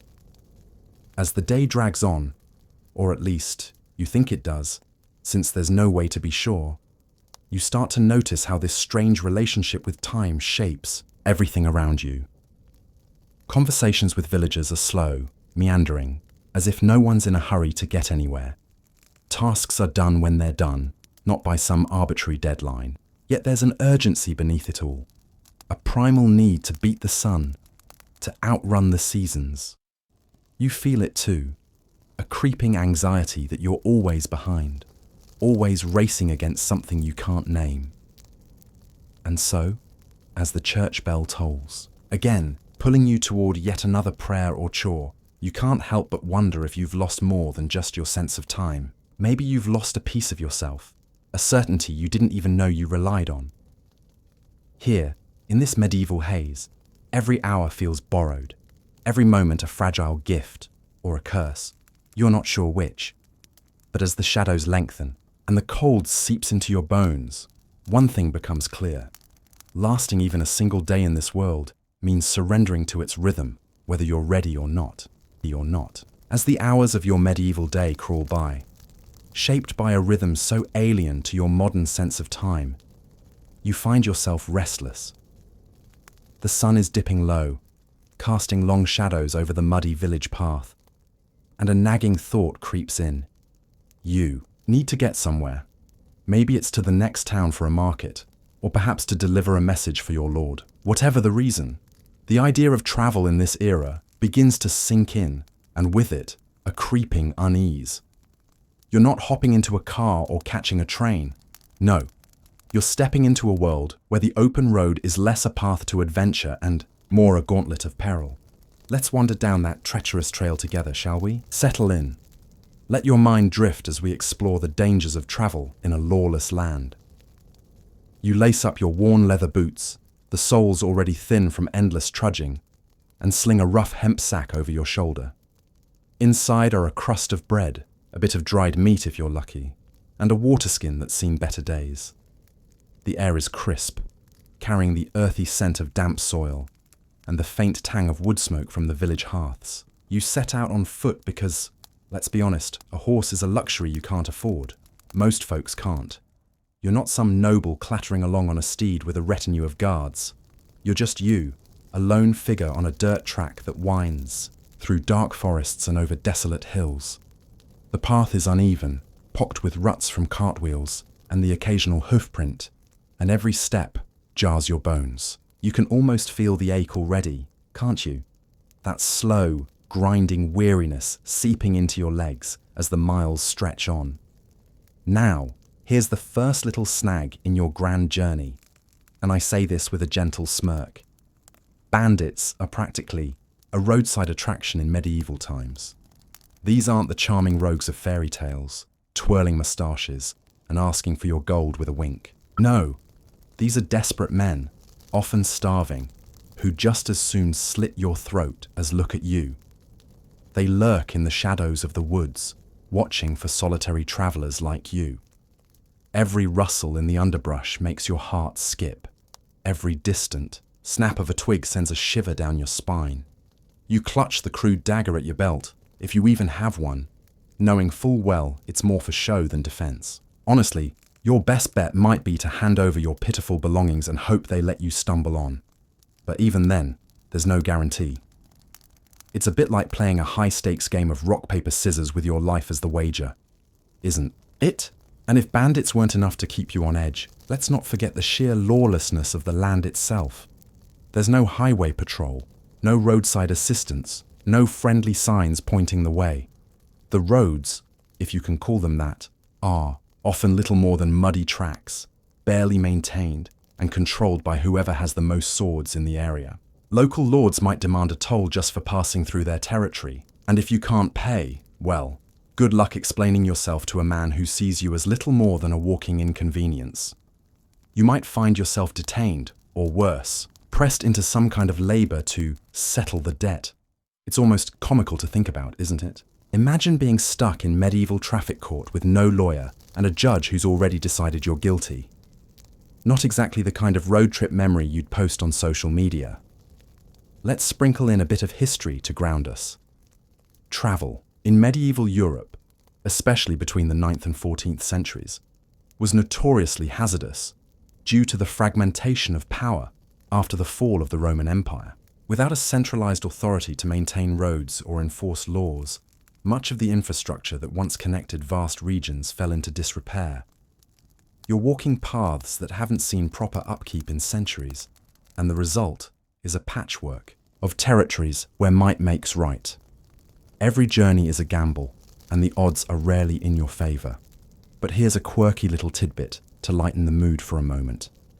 Did you know that some medieval travelers carried pilgrim badges as a kind of spiritual insurance? These little metal tokens, often pinned to cloaks or hats, were bought at holy sites and supposedly offered divine protection on the road.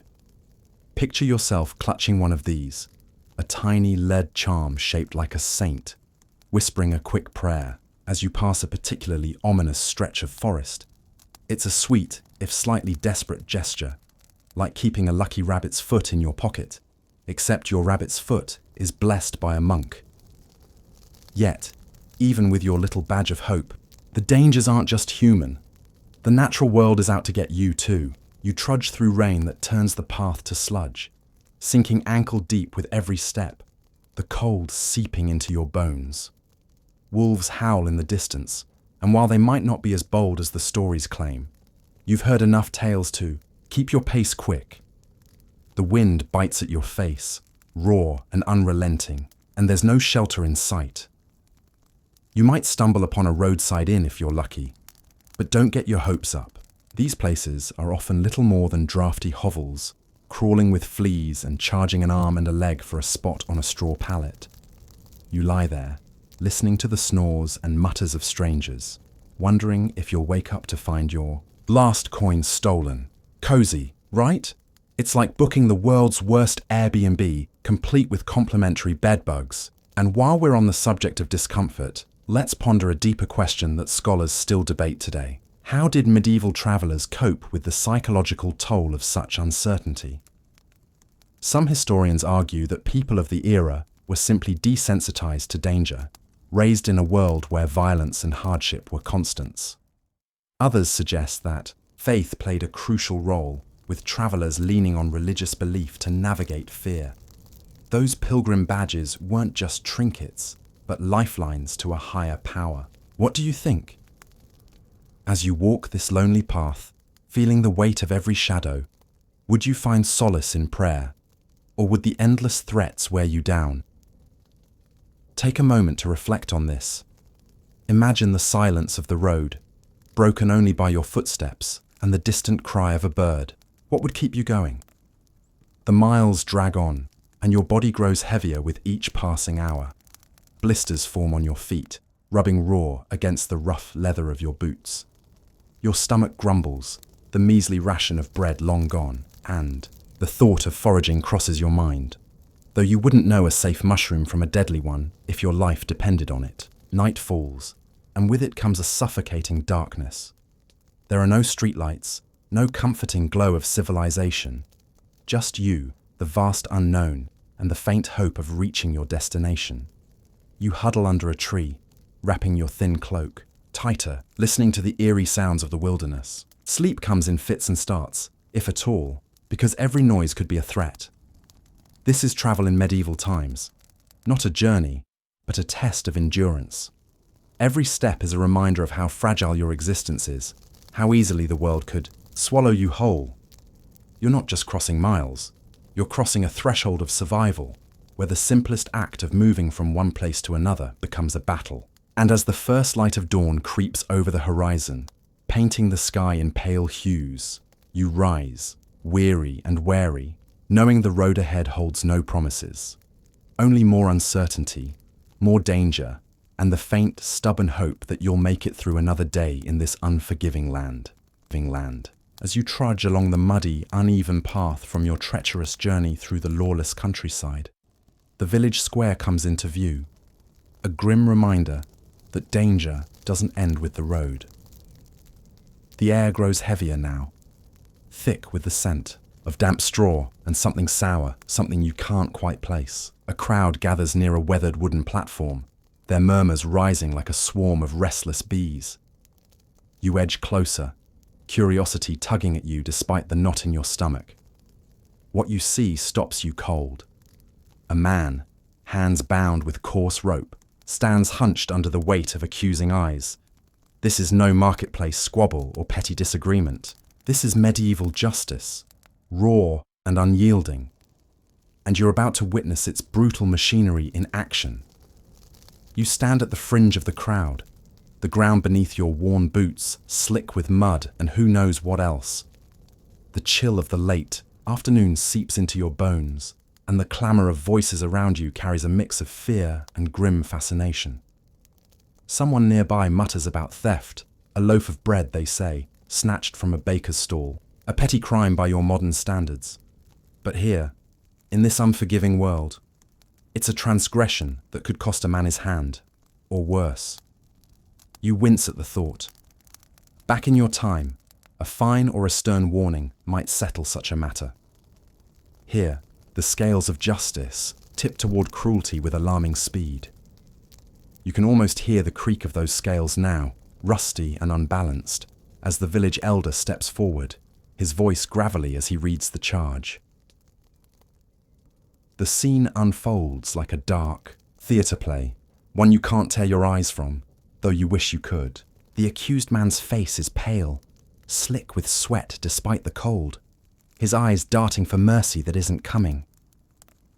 You notice the tools laid out on a rough-hewn table nearby. Iron pincers, a heavy axe, a coiled whip. Each item gleams with a sinister purpose under the grey sky. The smell of rust and old blood lingers, faint but unmistakable, and it turns your stomach. This isn't justice as you know it, with its neat courtrooms and measured arguments. This is vengeance dressed up as righteousness, a public spectacle meant to warn as much as to punish. And honestly, if you were caught in a similar bind, say, for accidentally bumping a cart of precious goods, could you even plead your case? Probably not. You'd be stuttering through a language you barely grasp, looking like a fool before the axe falls. Talk about a rough day at the office. Let's not sugarcoat it. The medieval justice system is a beast of its own.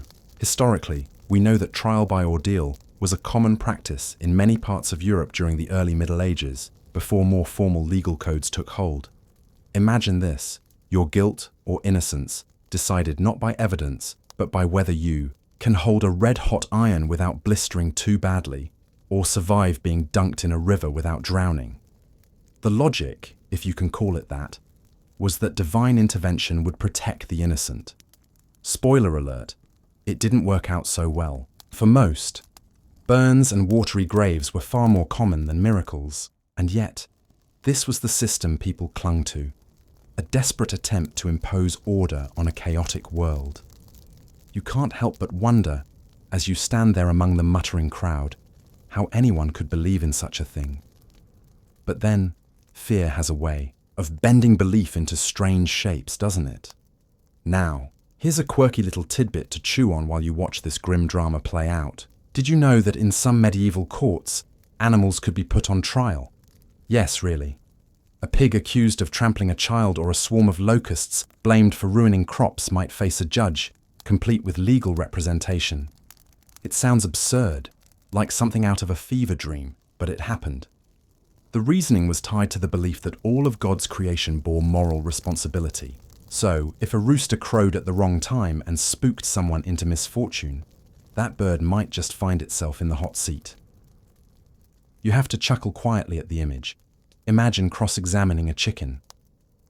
Where were you on the night of the incident, Sir Cluck? But beneath the humour, there's a darker truth. This world is so steeped in superstition that even the barnyard isn't safe from judgment.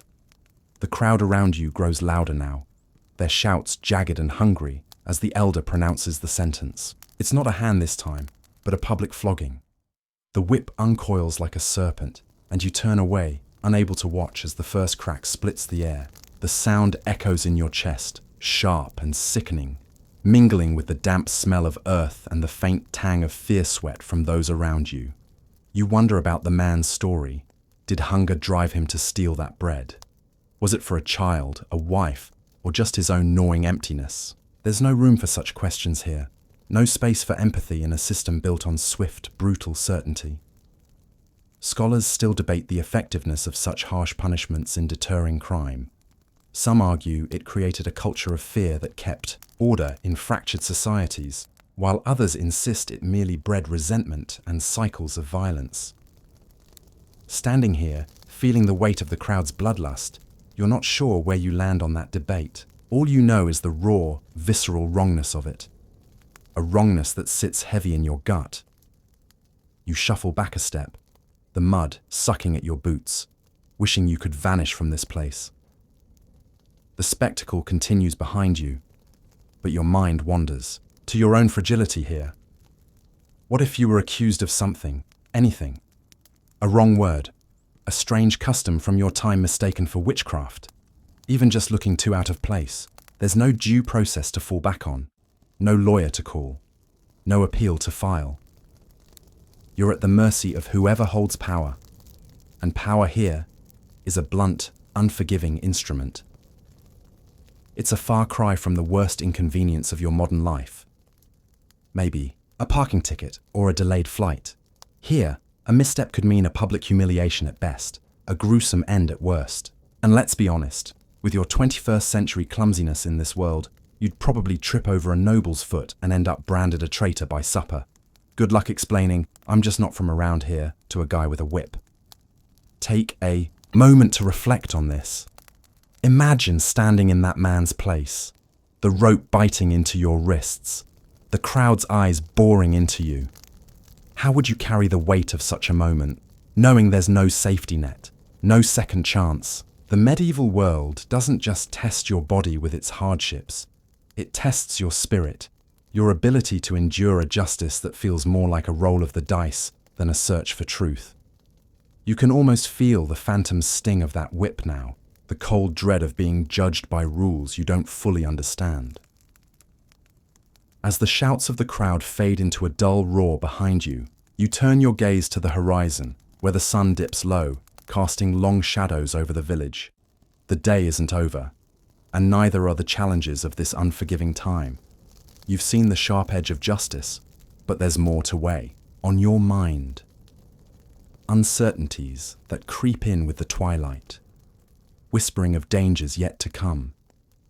You pull your tattered cloak tighter, the coarse fabric scratching against your skin, and take a hesitant step forward, knowing full well that in this world, every choice, every moment, is a gamble with stakes higher than you ever imagined. As the heavy hand of medieval justice fades into the background, you find yourself lingering in the aftermath of a public trial, the air still thick with the murmurs of the crowd and the faint, acrid scent of damp straw underfoot. The spectacle of punishment, whether it was a flogging or a grim sentencing, leaves a knot in your chest, a reminder that safety here is an illusion, a fleeting whisper in a world that could turn against you at any moment. You shuffle away from the town square, your worn boots scraping against the uneven cobblestones, and as the noise of the gathering dims, a deeper, more insidious weight begins to settle over you. It's not just the threat of a whipping post or a hangman's noose that gnaws at your mind. It's the unrelenting uncertainty of this life, a constant hum of dread that follows you like a shadow in the flickering light of a tallow candle. You walk through the muddy lanes of this medieval village, the chill of the late afternoon creeping into your bones, and you can't shake the feeling that every step is a gamble.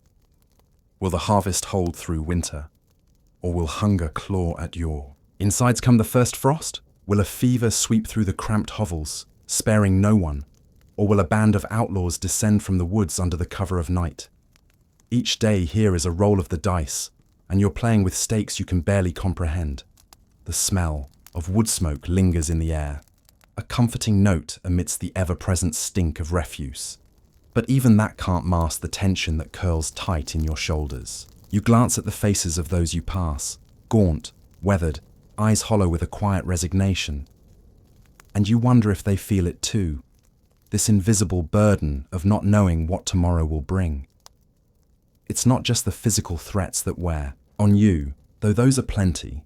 It's the way your mind is forced to adapt to this unending state of flux. Back in your own time, you might grumble about a delayed package or a sudden power outage. But here, a single storm could wipe out the barley fields you've toiled over for months, leaving your family to starve.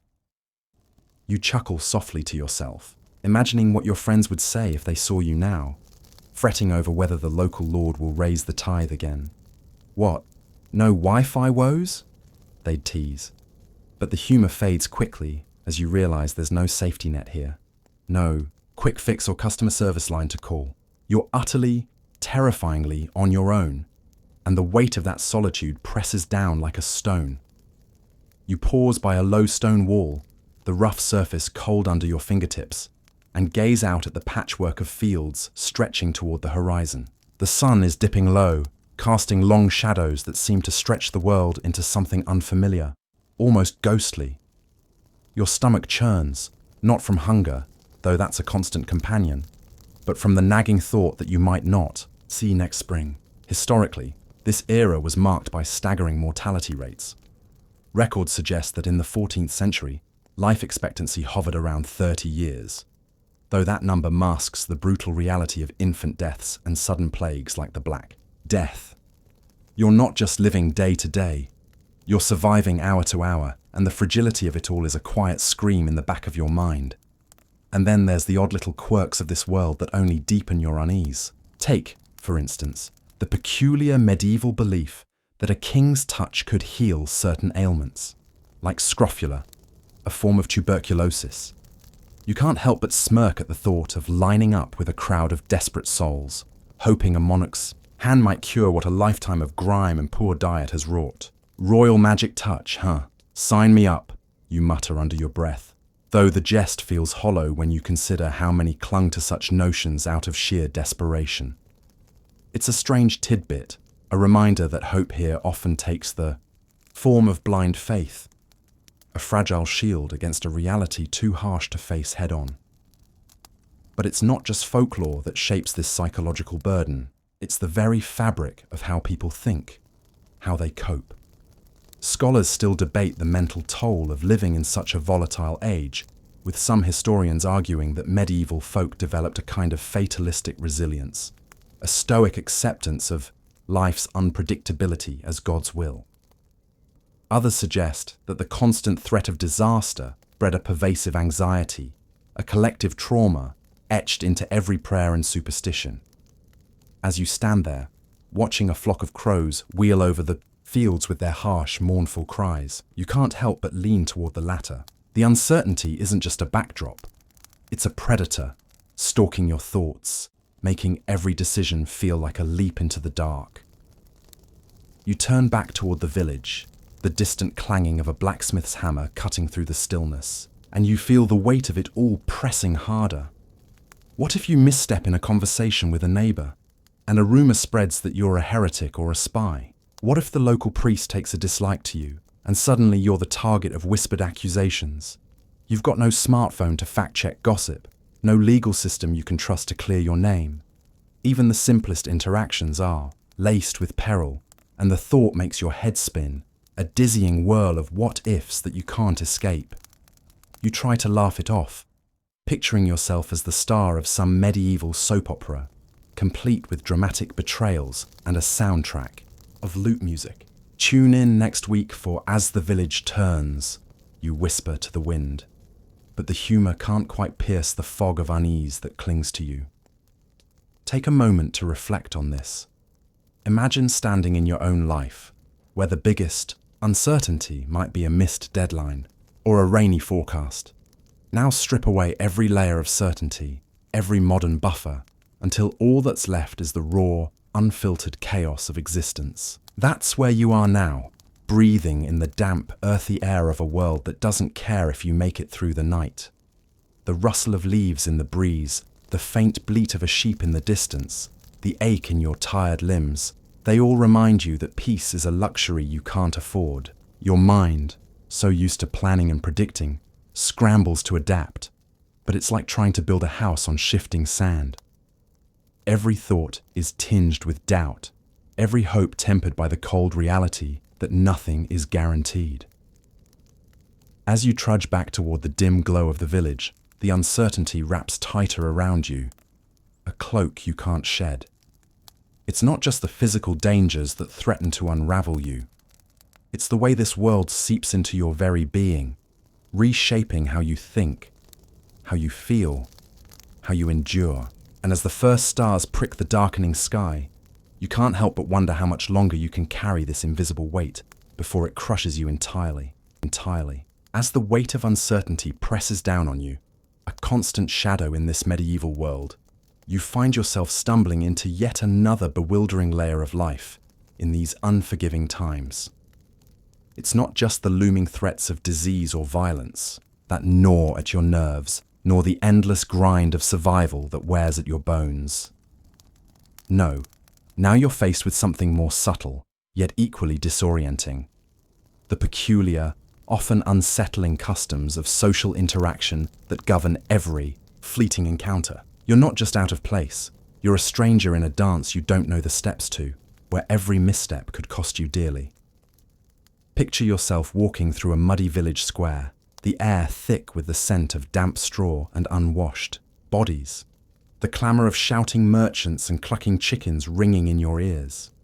You've barely adjusted to the idea that personal space is a foreign concept here, when suddenly, a man with a weathered face and a patched tunic approaches you. He doesn't just nod or wave as you might expect.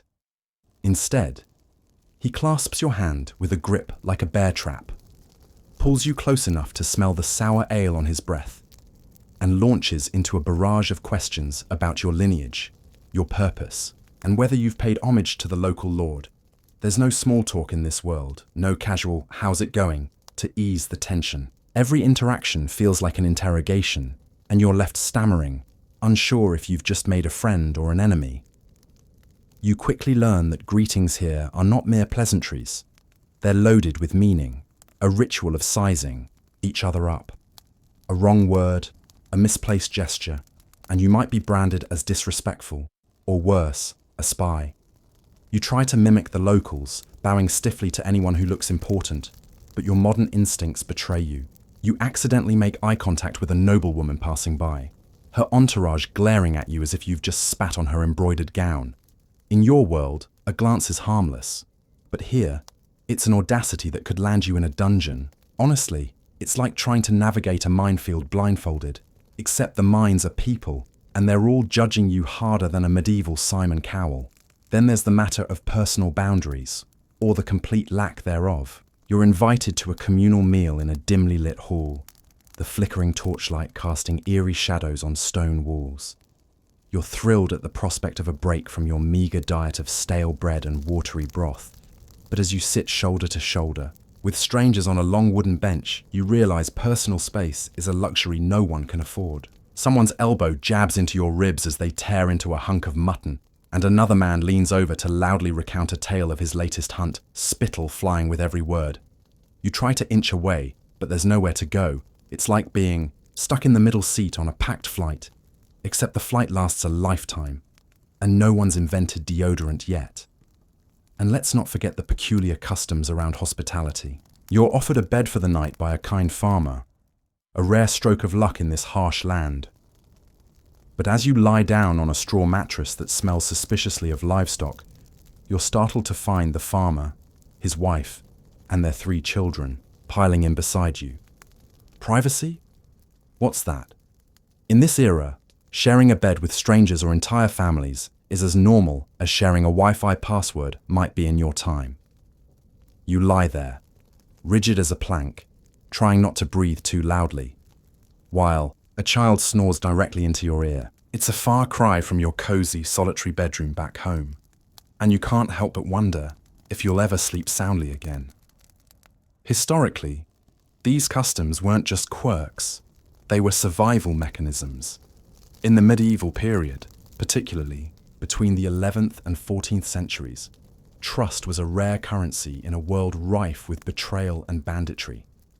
The intense, almost invasive greetings and communal living arrangements were ways to establish loyalty and ensure safety in numbers.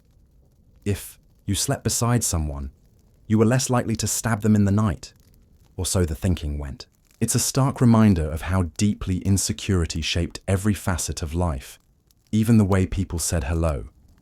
But here's a quirky little tidbit to chew on as you lie awake in that crowded bed. Did you know that medieval folks often sealed friendships or alliances with a ritual kiss on the mouth? Yes, even between men, it wasn't uncommon as a sign of trust and fealty. Imagine trying to explain that one to your modern sensibilities as some burly knight puckers up after swearing to protect you. It's a custom that makes you grateful for the simplicity of a handshake, though you're not entirely sure you'd survive the social fallout of refusing such a gesture here. Scholars still debate the nuances of these social rituals, particularly around how much genuine affection versus calculated strategy lay behind them. Some historians argue that acts like communal sleeping or ritual kissing were purely pragmatic, designed to forge alliances in a world where isolation meant death. Others suggest there was a deeper cultural undercurrent, a communal spirit that modernity has eroded, where closeness, however uncomfortable, was a symbol of mutual dependence. As you mull this over, wedged between a snoring farmer and a restless child, you can't help but wonder where the line between necessity and intimacy truly lies. Every interaction in this world feels like a test, a puzzle you're ill-equipped to solve. You try to laugh off the awkwardness when a villager insists on inspecting your teeth to gauge your health before trading with you, but the scrutiny leaves you uneasy. Is this how livestock feels at market? You're out of your depth, and the rules keep shifting. Even something as simple as a compliment can backfire. Call a man's home sturdy, and he might take it as an insult to his wealth, assuming you expected a hovel. It's a social tightrope, and you're wobbling with every step. Take a moment to reflect on this. How much of who you are is shaped by the unspoken rules of your own time? Here, in this medieval maze of customs, you're stripped of the social cues you've taken for granted. The way you speak, the way you move, even the way you breathe in someone's presence. It all matters in ways you've never had to consider. You're not just surviving the physical hardships of this era. You're wrestling with a cultural alienation that cuts deeper than any sword. As the night drags on, and the straw beneath you prickles through your thin tunic, you can't shake the feeling that you're an actor in a play you've never rehearsed. The customs of this world are as foreign as the stars above, and every interaction leaves you more aware of how fragile your place here is. You close your eyes, hoping for a dream of home, but the weight of unfamiliar bodies beside you anchors you to this strange reality. Tomorrow, you'll face another day of deciphering these unspoken codes, but for now, you drift into an uneasy slumber, a stranger in a world that refuses to make sense. As you step away from the awkward, often perplexing dance of medieval social customs, another challenge looms before you, one that creeps into every corner of your existence in this long-forgotten world. It's not just the odd greetings or forced smiles that wear on you now. It's the grime, the ever-present filth that seems to cling to your skin, your clothes, your very soul. You can't escape it, no matter how hard you try. Welcome to the struggle of maintaining even a shred of hygiene in a time when cleanliness is more myth than reality. Picture yourself waking up on a straw mattress, the faint, musty scent of damp earth and unwashed bodies lingering in the air. Of your cramped, dimly lit room, you scratch at your scalp, feeling the itch of dirt and sweat that settled there overnight. There's no running water to splash on your face, no soap as you know it to scrub away the grime. Instead, you stumble outside to a communal trough, if you're lucky enough to live near one, where the water is murky, shared by dozens of others, and likely teeming with things you'd rather not think about. You dip your hands in, feeling the cold bite of the water, and rub them together, hoping to dislodge at least some of the dirt caked under your nails. But it's a losing battle. The water itself feels like it's only adding another layer of filth, slick and questionable. Bathing, as you might imagine it, is a rare luxury. Most folks in medieval times, unless you're some high and mighty lord with a private tub, might manage a full wash once a month, if that. The mainstream history books tell us that public bathhouses did exist in some larger towns, especially in the early medieval period, often inherited from Roman traditions. But by the later centuries, many of these fell into disrepair or were shuttered due to fears of immorality or disease. So, here you are, stuck with a basin of cold water on a good day, or just wiping yourself down with a damp cloth that's seen better days. The smell of your own body starts to blend with the general stench of the world around you. Rotting food scraps in the streets, animal dung underfoot, and the sharp tang of smoke from every hearth. It's a sensory assault, a constant reminder that cleanliness isn't just hard to come by, it's barely even a concept. And let's be honest, you're not exactly winning any awards for dental hygiene either. Toothbrushes? Forget it. You might chew on a twig or rub your teeth with a rough cloth if you've heard some whispered folk remedy. But most of the time, you're just hoping your teeth don't ache too badly from the grit and grime of your last meal. Here's a quirky little tidbit for you. Some medieval folks believed that rubbing burnt rosemary ashes on their gums could freshen their breath. Imagine that, smearing ash in your mouth and calling it a spa day. You give it a try, coughing as the bitter taste coats your tongue, and decide maybe bad breath isn't so bad after all. Then there's the matter of your clothes. You've got maybe 2 sets of rough, homespun garments if you're lucky, and washing them is a chore that requires hauling water, scrubbing with lye, a harsh, skin-irritating substance made from ashes, and hoping the sun dries them before the next rain turns everything to mud again. Most days, you just shake off the worst of the dirt and call it good. But the fleas, oh, the fleas. They nestle into the seams of your tunic, biting at your skin with relentless enthusiasm. You scratch and slap at them, muttering under your breath about how you'd trade a kingdom for a can of bug spray. It's almost funny, isn't it? You, a modern soul, reduced to a scratching, grumbling mess over something so small. Almost funny, but not quite. Now, let's talk about the facilities, or lack thereof. You need to relieve yourself, and there's no porcelain throne waiting for you. If you're in a village, you might have a communal latrine, a pit in the ground, that reeks so fiercely it could wake the dead. Or more likely, you're just stepping behind a bush or into an alley, hoping no one catches you in the act. Privacy? That's a modern invention. And don't even think about toilet paper. A handful of leaves, or, if you're feeling fancy, a scrap of wool is the best you've got. You grimace as you make do, chuckling darkly to yourself. Well, at least you're composting, right? Nature's own recycling program. But beyond the daily indignities, there's a deeper struggle here. Scholars still debate the extent to which medieval people understood the link between hygiene and health. Some argue that, despite the lack of germ theory, there was an intuitive sense that filth could bring sickness, evidenced by occasional village edicts to clean up streets or dispose of waste outside living areas. Others contend that such efforts were sporadic at best, overshadowed by superstition or sheer survival needs. Whatever the case, you feel the weight of that ignorance now. Every itch, every cough from a neighbour, makes you wonder if something sinister is brewing beneath the surface. You can't help but imagine invisible enemies, bacteria, parasites, lurking in every drop of water, every unwashed hand you shake. It's a quiet paranoia, one that gnaws at you as persistently as the fleas. Take a moment to reflect on this. How often do you take for granted the simple act of turning on a faucet, the warmth of a shower washing away the day's burdens? Here, in this medieval mire, every attempt at cleanliness feels like a small act of defiance against a world that doesn't care if you're clean or not. You splash that cold, questionable water on your face again, rubbing at the dirt that's settled into the creases of your palms, and you can't help but laugh softly to yourself. If cleanliness is next to godliness, as the old saying goes, then you're about as far from the divine as you can get. Maybe that's the third little jest of the day. Your unholy stench might just be your ticket to blending in with the locals.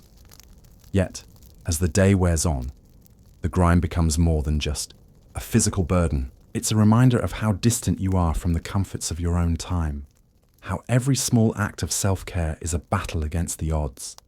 Your skin feels tight with dried sweat, your hair matted with dust from the road, and the smell of the world around you, earthy, rancid, alive in all the wrong ways, seeps into your very being. You long for a moment of purity, a chance to feel truly clean, but that's a dream as distant as the stars above. In this filthy, unforgiving world, you're learning that survival isn't just about food or shelter. It's about enduring the slow, creeping degradation of your own body, day by grimy day. And so, as the sun dips low and you trudge back to your straw bed, scratching at yet another flea bite, you can't help but wonder how much more of this you can take. The dirt under your nails, the stink that clings to you like a shadow. It's all a quiet testament to a life where even the smallest comforts are out of reach. But there's no time to dwell on it now. The night is coming, and with it, the ever-present shadow of something even darker, something that looms over every soul in this harsh medieval world. As you stumble through the muddy, grimy reality of medieval life, the weight of filth still clinging to your skin from every unwashed corner of this world, there's a deeper shadow that begins to creep over you. It's not just the dirt or the stench that gnaws at your resolve. No, it's something far heavier, far colder. It's the ever-present shadow of death, lurking around every corner, whispering in the wind that rattles through the thatched roofs. You can't escape it. It's in the air you breathe, in the water you dare to sip, in the very bones of this unforgiving time. Life here is fragile, a flickering candle in a storm, and you're starting to feel just how easily it could be snuffed out. Picture yourself walking through a village at dusk, the sky a bruised shade of violet, the air thick with the scent of damp earth and wood smoke. You hear the distant cry of a child, the low moan of someone in pain, and the rhythmic clanging of a blacksmith's hammer, as if time itself is forging its relentless march forward. Every face you pass is etched with weariness, eyes hollowed by hunger or grief. Death isn't just a possibility here, it's a neighbour, a constant companion. You might lose a sibling to a fever before the week is out, or watch a friend succumb to a wound that festers with no hope of healing. Even the strongest among you, the knights and warriors, often don't make it past their 30s. Life expectancy hovers around a mere 30 to 35 years, a stark historical reality that hits you like a stone to the chest. You're not just living day to day, you're surviving moment to moment. And let's be honest, you're not exactly built for this. Back home, a paper cut sends you rummaging for a bandage and some antiseptic. Here, a small nick from a rusty tool could be your undoing. Tetanus, infection, gangrene. These aren't just words in a textbook, they're spectres waiting to claim you. You glance at your hands, already roughened from a day of hauling water or chopping wood, and wonder how long before a blister turns into something sinister. The local healer, if you can call them that, might mutter a prayer over you or slap on a poultice of questionable herbs. But don't expect miracles. You're more likely to be told it's the work of demons or bad humours than to get anything resembling treatment. Honestly, you'd have better luck asking a passing goose for medical advice. And hey, at least the goose might honk some sympathy your way. Then there's the quirky side of death in this era, something you'd never have guessed until you saw it with your own eyes. In some villages, they've got this odd custom of keeping death close. Literally, they might bury their dead right beneath the church floor. So every Sunday, you're kneeling over the bones of your ancestors, the faint, musty smell of decay mixing with incense. It's supposed to be comforting, a reminder of eternity, but to you, it just feels like the Grim Reaper is sitting in the pew behind you, tapping his scythe impatiently. You can't help but shudder as you shuffle out of the service, wondering if you'll be the next one under the floorboards. Death isn't just personal here, it's communal, a shared spectre that shapes every decision, every ritual. Take a moment to reflect on this. How would you cope knowing that a single bad harvest could wipe out half your village? Famine is a regular visitor, often hand in hand with plague. You've heard the stories of the Black Death, though it might not have struck yet in your particular century. But even without that infamous scourge, smaller outbreaks of dysentery, smallpox or cholera sweep through like silent assassins. You watch as families board up their homes, hoping to keep the sickness out, but it seeps through the cracks anyway. You can smell the fear in the air, sharp and acrid, mingling with the ever-present odour of unwashed bodies and rotting straw. There's no quarantine as you know it, no masks or hand sanitizer. You're just waiting to see if the fever takes you or spares you for another day. And let's not forget the violence. Oh, you thought the dirt was the worst of it, didn't you? But here, a simple argument over a cow or a patch of land can end with a dagger in your gut. You're walking down a rutted path, minding your own business, when you hear the clatter of hooves. Bandits, or maybe a rival lord's men, don't much care who you are. If you've got a crust of bread or a worn-out cloak, that's reason enough to slit your throat. You duck behind a hedge, heart pounding in your ears like a war drum, praying they pass you by. Survival isn't just about enduring the elements or dodging disease. It's about outrunning or outwitting those who see your life as worth less than a handful of grain. Honestly, it's like living in a gritty medieval version of a survival game show, except there's no host to congratulate you for lasting. The day, just another dawn to dread. Even the scholars of today can't quite agree on how people in your time process this constant proximity to death. There's a debate among historians about whether medieval folk were desensitized to loss, hardened by the sheer frequency of it, or if they lived in a state of perpetual mourning, their faith the only thing tethering them to hope. Some argue that the endless cycle of death created a culture obsessed with the afterlife, every cathedral and illuminated manuscript a desperate plea for divine mercy. Others suggest that life's brevity made every moment sharper, more vivid, even if it was filled with toil. As you sit by a flickering fire, the crackle of burning wood the only sound besides the distant howl of a wolf, you can't help but wonder which is true. Are you growing numb to the idea of your own end? Or does every breath feel like a stolen gift? You pull your thin cloak tighter around your shoulders, the chill of the night seeping into your bones. Somewhere nearby, a bell tolls, slow and mournful, signalling yet another soul has slipped away. It's a sound you're getting used to, though it still sends a shiver down your spine. You can taste the ash of the fire on your tongue, feel the roughness of the ground beneath you, and hear the rustle of leaves as if the world itself is whispering its indifference. Death isn't an event here. It's a presence, a shadow that stretches over every laugh, every meal, every fleeting moment of peace. You start to count the days you've survived, wondering how many more you've got left. Maybe you'd give anything for a hot shower or a soft bed, but right now, you'd settle for just one more sunrise. And isn't that the cruelest irony of all? In a world where life hangs by a thread, all you can do is cling to it, hoping against hope that the thread doesn't snap before nightfall.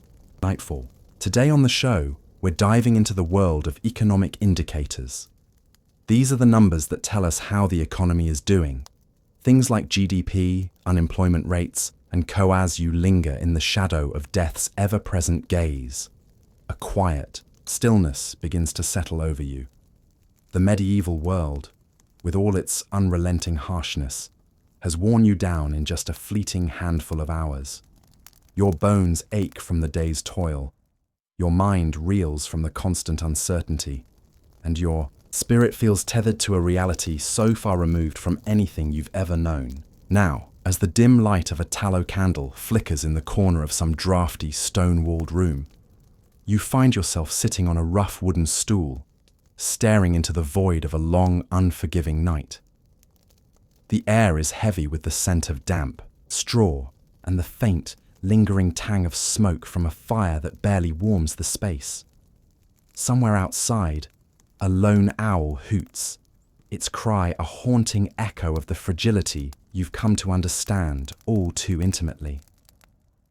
You let your thoughts drift, your hands resting on the splintered edge of the stool, feeling the coarse grain beneath your fingertips. What does it mean to live in a time like this?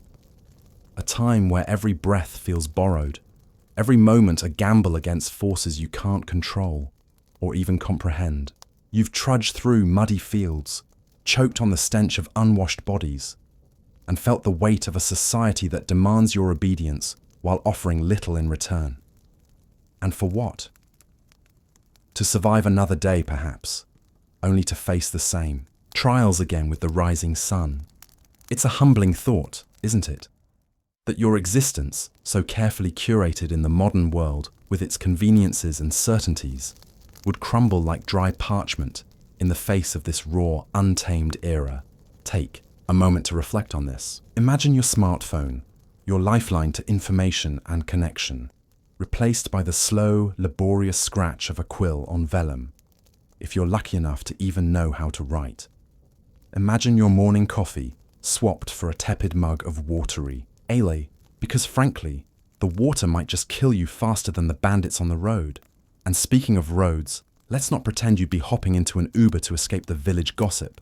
Oh no, you're walking, my friend, through mud, so thick it might as well be quicksand, with nothing but a tattered cloak to shield you from the rain. It's almost comical, isn't it? You, with your carefully curated playlists and ergonomic desk chair, reduced to a shivering, mud-caked wanderer, praying the next town isn't overrun by plague or pillagers. But let's not dwell entirely on the absurdities. There's a deeper truth here, one that seeps into your weary bones as you sit in this dim, cold room. Life in medieval times, for all its brutality, was shaped by a rhythm most of us can scarcely imagine. Take, for instance, a well-documented historical fact. The year 1348, when the Black Death swept through Europe, wiping out nearly a third of the population in just a few years. Entire villages vanished, families were torn apart, and the survivors were left to rebuild on the ashes of a world they barely recognized. You can almost feel the weight of that loss in the air around you now, can't you? The ghosts of those who didn't make it linger in the silence, a reminder of how precarious life once was, and how, in many ways, it still is beneath the veneer of our modern comforts. And then there's the odd, quirky tidbit that catches you off guard as you ponder these heavy truths. Did you know that medieval peasants often slept sitting up or in a semi-reclined position? Beds, if you could call them that, were little more than straw-filled sacks or wooden frames, and lying flat was thought to invite death. Some believed it mimicked the posture of the deceased. So here you are, propped awkwardly against the wall, half sitting, half slumping, wondering if you'll wake up at all come morning. It's a strange little detail, but it paints a picture of a world where even sleep, that most basic of human needs, was tinged with fear and superstition. Yet, as you sit there, tracing the cracks in the wall with tired eyes, you can't help but wonder about the bigger questions. Scholars still debate the psychological impact of living in such a relentless age. Some argue that medieval people developed a kind of stoic resilience, a mental fortitude born from constant exposure to hardship. Think of it as an emotional callus, toughened by endless grief and uncertainty. Others, though, suggest that the weight of superstition and the ever-looming threat of divine judgment created a pervasive anxiety, a collective dread that coloured every thought and deed. Which do you think it was? Do you feel a flicker of that resilience in yourself now? Or does the oppressive uncertainty gnaw at your edges, whispering doubts in the dark? The truth is, you're not sure. The medieval mind is a mystery, as distant as the stars blinking faintly through the sliver of a window. You can smell the faint mustiness of mildew on the walls, hear the distant howl of wind slipping through unseen cracks, and feel the ache in your limbs from a day of labour that would have been unimaginable just yesterday. And yet there's something oddly grounding in this discomfort. It strips away the noise of your modern life, the endless notifications and distractions, leaving you with nothing but the raw essence of being. You're alive for now, in a world that doesn't care if you make it to tomorrow. There's a brutal honesty in that, a clarity that cuts through the clutter of your usual thoughts. Let's be real though, you're probably dreaming of a hot shower and a soft bed right about now. I mean, who wouldn't? If you thought waiting for your Wi-Fi to reconnect was torture, try waiting for the local blacksmith to fix your only hoe while the crops wither in the field. And don't even get me started on the entertainment options, or lack thereof. No streaming services here. Your big night out is listening to a bard drone on about some night's questionable life choices while you try not to fall asleep in your gruel. It's a far cry from binge-watching your favourite series, isn't it, still? As you lean back against the cold stone, letting the exhaustion pull at your eyelids, there's a whisper of something profound in this moment. You're not just surviving a day in medieval times.